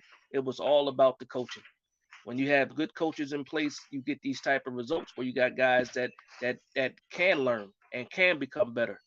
How many times have we had guys leave our team, go to another team, and actually be good somewhere else? coaching has a lot to do with that. And I just love that we were able to do those adjustments because I was sad, man. Halftime I was sad. I'm walking around my house. I'm like, I don't know I what to think every expect. They need Giants to fan fix was it. sad. Yeah, and then to come out right off the bat, they get a 3-and-out on Tennessee. Saquon Barkley takes it 70 yards, and then we punch it in. And then now the defense has to play a certain way because now they're thinking heavy Saquon. And then what you do, you go over the top with Sterling Shepard. Now you have to keep the defense honest at all times. And once we had them on the ropes, it was a wrap, man. It was a wrap. So I was excited, man. Adjustments, good coaching. Feel like we got the right guys in the building. So, just a question. I might reaching for stars here, but I feel like just like what I said earlier of how they try to feature DJ more, I feel like they really kind of if he does good, he might come back. Just for me reaching out, grabbing for stars, like I said, of how the first half just went, I really feel like they want DJ to play good. I might be reaching, but I'm just saying the way it looked. Well, how do you respond to that, Bash? I mean, I feel like any coach wants their quarterback to play good, if that's what you're asking, right? I feel like listen. I might not think Daniel Jones is going to be here next year, but I want him to play good no matter what. I would think back to Herm Edwards. You play to win the game, and DJ is the quarterback for the New York Giants. And what I'm thinking is they're not holding anything back. They want him to open up that playbook. And it's either sink or swim. And he happened to swim on Sunday. He swam, and he made it. Now this week, I think they do a little bit more because that Carolina defense is a little bit different than what we faced last week with Tennessee. But again, I think we might do a little bit more passing, but I think we start off the way we did in the second half, heavy run. And if they can stop it, then we make adjustments. If they can't stop it, it's going to be a long day for that Carolina defense. Mm-hmm. True that. And another thing, on that interception by DJ, I'm sorry. I'm gonna hold Dable, big ball Dable, nuts to the damn fire, including Captor too. Why the hell ain't my $20-something million wide receiver, six whatever feet wide receiver not? Why was it? I just want to know why didn't they throw the ball to? No, that's a good question instead actually. Of Saquon? Well, Daniel was the one throwing, but was Kenny on the play? I can't remember. I don't believe he was. So that's even more egregious. He wasn't even involved. Because I believe the other two wide receivers were Richie and Seals on that play. Oh, I thought Shep was in that play. No, I'm sorry. Yeah, you're right. Shep and Seals. It was Shep and Seals. Sorry. But like I'm saying, I hear all the YouTube content creators saying DJ threw a bad pick. DJ threw a bad pick, which I totally agree. But like we have a 6'6" wide receiver contested catch wide receiver. Why the hell was he? Nah, you're right. Now that you bring it up, it just popped in my head. He wasn't even involved with the play. And if there's anybody in a short red zone situation I'd want to throw it up to, it would be Kenny Golladay. Absolutely. I mean, he got to earn the money somewhere. Yeah. That is true. But John, and to your go ahead, John. Go ahead. But to your early question where you said that DJ can't really throw the fade. Hey, we saw it in the preseason game. He threw that fade to David Stills. That's why he's on the team. I'm sorry. He can do it. It's just I don't know. Well, I also think part of it. Yeah, I also think part of it is what Dash said earlier. David Stills is also on the team because run blocking. Yeah. And then my last comment. Yeah. Go ahead. Comment for the day is, I'm sorry guys, but I sold the win against the Lions to get this win. So if we lose against the Lions, that's on me. What do you mean you sold the win against the Lions? What'd you do? Sold that win. I was watching the game. I was like, yo, we lose against the Lions. Just let me win against Titans. Just give me that win. You got it. I'm sorry, guys. You can blame the loss on me, okay? I'm gonna be at 2 games this year. One of them is Chicago, week 4 with the throwback jerseys. And I don't know if it's that week or the Dallas week. That's also the Ring of Honor week. Hopefully, if it's Chicago, that means I'm gonna have a good time. And the other game is the Lions game. So if we lose the Lions game, I'm coming for you, bro. I'm sorry, Kush. You can't barter your tomorrows, man. I'll take the heat. I'm sorry, guys. We needed that W. I sold it. I'm sorry. I am Yeah. truly sorry. Hey, man, it's all good, Jean. Thank you for calling in, my boy. Have a great one, man. You too, man. And finally, guys, the last call for tonight. Then we're going to close it out. I know I'm tired. I'm pretty sure Dash is probably also tired as well. But it's always fun talking Giants football with y'all. Is Mike Green. What's up, Mike? How you doing? Fellas, what's going on? How y'all doing tonight? We good? No What's going on, camera Mike? tonight, Mike? I'm driving at the moment. Oh, I was but, about you to know, say, if there's any night we needed to see the ring and the memorabilia of the Giants, it's the victory stream, man. I ain't even at home, bro. It's all good. You know what? The score was closer than I expected it to be, but I got the result. I did say in 6 years we're gonna start 1-0, and here we are. Mm-hmm. Let me give you Here your we flowers are. as well, man. I gave Jean his flowers. I got to give you yours. You know what? I put it like this. This offense is like playing a game of cards. You ain't gonna show everybody your hand, but you know how many queens and kings and aces that you got on deck. That's this offense. You don't know where we're going to hit you. That's what I've been saying all spring, all summer, training camp, and so on. Kenny Galladay didn't have a good game, but who says he don't beat Carolina? Then the next week it could be Tony. You already seen Android 26 is back. So you'll never know where we're going to hit you. And that's the beauty part about this offense. We got options. We got variety, something we have not had in 2 to 4 years. No, And you're it right. means something. Yeah. Because and then on top of that as well, remember, we didn't target Daniel Bellinger either. So don't worry about who's getting targets, who's getting plays. Everybody gonna get involved at one point during the season. The key to this is to keep a defense in the film room drinking alcohol, wondering who is trying to kill us this week. Yeah, that defense. Because go ahead. Because you can't focus on one guy. Because if you just look at Tennessee, okay, Richie James is a problem. And Richie James like our third, fourth, or fifth wide receiver.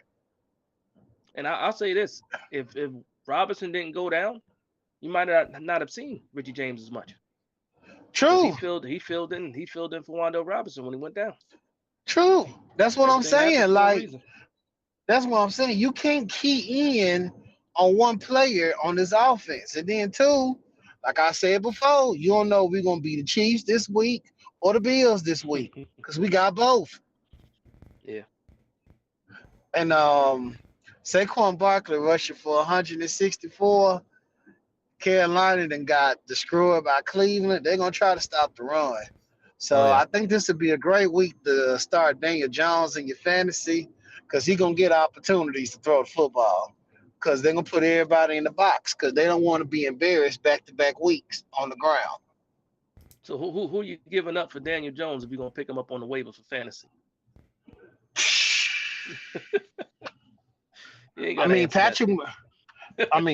Patrick Mahomes playing Thursday. I'm gonna leave it at that. And Justin Herbert. So I'm just saying, fellas, like we gonna be all right. I said this was gonna be a good year. So far, so good. So far, so good. That defense though, I'm gonna keep my eye on it. I give a lot of credit to Wink as I did earlier in the stream and everywhere else. I want to see how they adjust to a very different running back in CMC, especially with the receiving threat. Like I said earlier, Mike, how do you feel considering that Tennessee's backup running back, who's their receiving threat out the backfield, kind of chopped this up a bit? CMC, if he's gonna succeed, and let's say that we continue a stout run defense, then at the backfield we don't have anybody that could really cover him. Oh, I know this ain't Wink style, but he can't be as aggressive. I think the best way to stop Christian McCaffrey, you're gonna have to match up Xavier McKinney on him, because that's a better cover person than any linebacker we got. Man, I actually like that. I like that a lot. I don't know if you can do that if the scheme allows that. But one thing they brought down McKinney a couple times during that game, didn't they? Yeah, you can't do it every time, but I like that a lot actually. That's what I'm Damn, yeah, I saying. You like that. I gotta like that. you gotta mix it up. You know what I'm saying? And you gotta do something different. Like if they see you just gonna come all the time, they're gonna max protect eventually, and that's leaving these vulnerable corners one on one, and that's gonna open up big plays. Now the best thing, because we talking ball now. The best thing I can say about that with this Carolina game, you got Baker Mayfield at quarterback. Our defensive line needs to get their hands up because you can bat balls, and if they're throwing anything to Christian McCaffrey, it's going to be some out in the flat. Not a lot of wheel routes out in the flat, little dump off screens like that. They need to have their hands active this week against Baker Mayfield because they can get in those throwing lanes and bat these balls And down. they for were sure. way better with that than I expected this week. Yeah. Oh, Shane had a bat. I'm pretty sure some defensive lineman had a bat. Maybe Jahad Ward, and like we said earlier, Jahad Ward did a great job of setting the edge just because of his size and strength I'm eating that crow. he has I'm eating crow naturally. on that too. Mm-hmm. Well, I say it like this too. Christian McCaffrey also is good at option routes. Don't forget that either. So, but if the pressure is getting there, he ain't gonna have time to do them option routes. Absolutely. Because by the time he make a move, somebody should be in Baker Mayfield's face. Yeah. But that's why that was really because the only problem with this though, if you put McKinney on CMC, then you ain't really got nobody over the top, and we can't act like Robbie Anderson can't burn you deep. So And I'll ask you a question then. So what do you feel about Julian Love playing that? Now Julian Love can't cover CMC like we think McKinney can, but Julian Love can play that role. And another thing that I'm worried about is the delayed handoffs with McCaffrey because they do that a lot. But I think our front, Dexter Lawrence has to have a big game because if we need that pressure up the middle, like I said, we need to get all in Baker Mayfield's face this game. Because he can make mistakes. He'll make a lot of mistakes actually. Yeah, like Baker, because he got that chip on his shoulder. He's much of the same, is what I'll say. And I was somebody that was kind of supporting him, at least based off of 1 week. If we can make him uncomfortable, not even by pressuring, like you said, by just getting your hands up, it's going to mean a lot. Plus, with Julian Love, I was going to bring up that name. I'm a huge fan of Julian Love. If you bring him down to cover CMC, keep Xavier up there. Or what you could do, I think you could just straight up pick your poison and just take it and say, let Robbie Anderson beat beat my entire team, and let's see if he could win the Panthers this game. Because I would rather shut down CMC because I know he can beat me. Robbie Anderson, he's good now. He's a burner. I don't think he can beat me for a whole game. You throw a Dory on him, lock him up, throw the straps on him. Throw the straps but on you him. know like, what? So DJ Moore is exposed. Guess what? DJ Moore is gonna be, I think, neutralized by the fact that we have through 1 week a better than expected run defense. Yeah. Yeah. Oh yeah. Tay Crowder gonna be huge in this game too, because you know he's the man in the middle for right now. So if he trusts his eyes and trusts his keys, then you know he can help out with McCaffrey. Now he can't cover, but he can at least be in the area. And you never know. People can drop balls and be tipped in the air. Just because you're around, you could get a pick. Anything can happen. But and if you know anything about Crowder, he's always in the area. He got yes, a couple he is. He's always in the Yes, area. he is. Yep. Yes, he is. So I'm not worried about the Panthers. I'm really not. You know, then it's at home too. Home opener after their victory, please. And then wait, let's not forget. My mama out the car. Now I can say this. Baker Mayfield talked a lot of shit 2 years ago. He did, yes, he did. About Giants fans and how dumb Daniel Jones was a pick. What's I want y'all hilarious to is keep he that did same. that. He did that completely to get on Odell's side, and Odell's not even on the team anymore. Won a Super Bowl with the Rams. Yeah. It don't matter. I want you to keep that same energy. Yep. When we have booster asses week 2. Mm-hmm. Keep that same energy. And Mike, I know I said this to everybody in the past couple, but it's 11 now. I do gotta go. Please, my man, let me get your last thought. And thank you so much for the continued support. You've been calling in every week for about a good 2 months now, man. I appreciate it. Hey, man, I'm trying to build the channel up too. Mm-hmm. No G-Man for life. Check them out. Yeah, let me know, man. I support the community, man. Giants. Hey, if you didn't creators. know, Mike was with the Absolutely. Giants in 2011 or 2012 season. One out of those two. He was with the Giants. He was right behind Martellus Bennett. There you go. Didn't even know. But yeah, man. Subscribe to the channel. I'll subscribe back, man. Absolutely. What's That the way I can channel, find you. bro? It's just Big Dash Nose. That's me. Big Dash Nose. Bet. Is Big. it together? It's all together. All When you one word. search it up, it's the first one that pops up. I bet. I'll do that when the scream over. I'll subscribe, my guy. Thank you. I'll do the same. Last thought, man. Let's go 2-0. Why not keep this going? I mean, Absolutely. it's been a while since we felt this good as Giants Nation. That's a And fact. we can't lose the opening at home after a thriller like that. And don't tell me we getting Kayvon and Oziz back too. Please. I hope so. Please. I All hope so. right. Let's get it. Hey, thank you, Man, Mike. stay Oh, safe, wait. man. One last thought. Leonard Williams. Don't be surprised if he show up. I mean, he showed up this game. I thought he showed He up pretty did. well this game. They had him out He of edge did. rusher and That's he my was doing point. work. Yeah. That's my point. Y'all be blessed, man. Giants for life. You know, they're your boy, Mike G, checking out. Y'all be blessed. Peace. Man, you too, Peace man. out, Stay safe. Mike. Have a good one. And Dash, we're gonna close it out now. But first and foremost, I want to give a big shout out to the entire chat and the community that showed out tonight. I think peaking we had around 67 people. Thank you so much for all the support, guys. What's up? Watching live. Too many names to names, but shout out to Dayton, KT, Raul, Jamar, amazing guy, and everybody else that was in here. Max, like I said, too many names to names. Dash, let me get your thoughts. And thank you for popping up, man. I appreciate it. It was Yeah, no great problem, man. talking with you and having you on here talking with the fans as well, man. No, absolutely, man. Thank you for having me. Got the invite. I had to jump on and show some love, man. Like I said, I've been following you for a while too.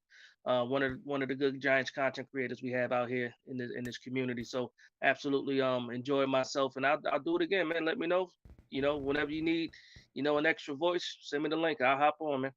I got you. And guys, I put his link in the chat earlier. You can scroll up and get it. Big Dash knows, like he said, one word, search it up.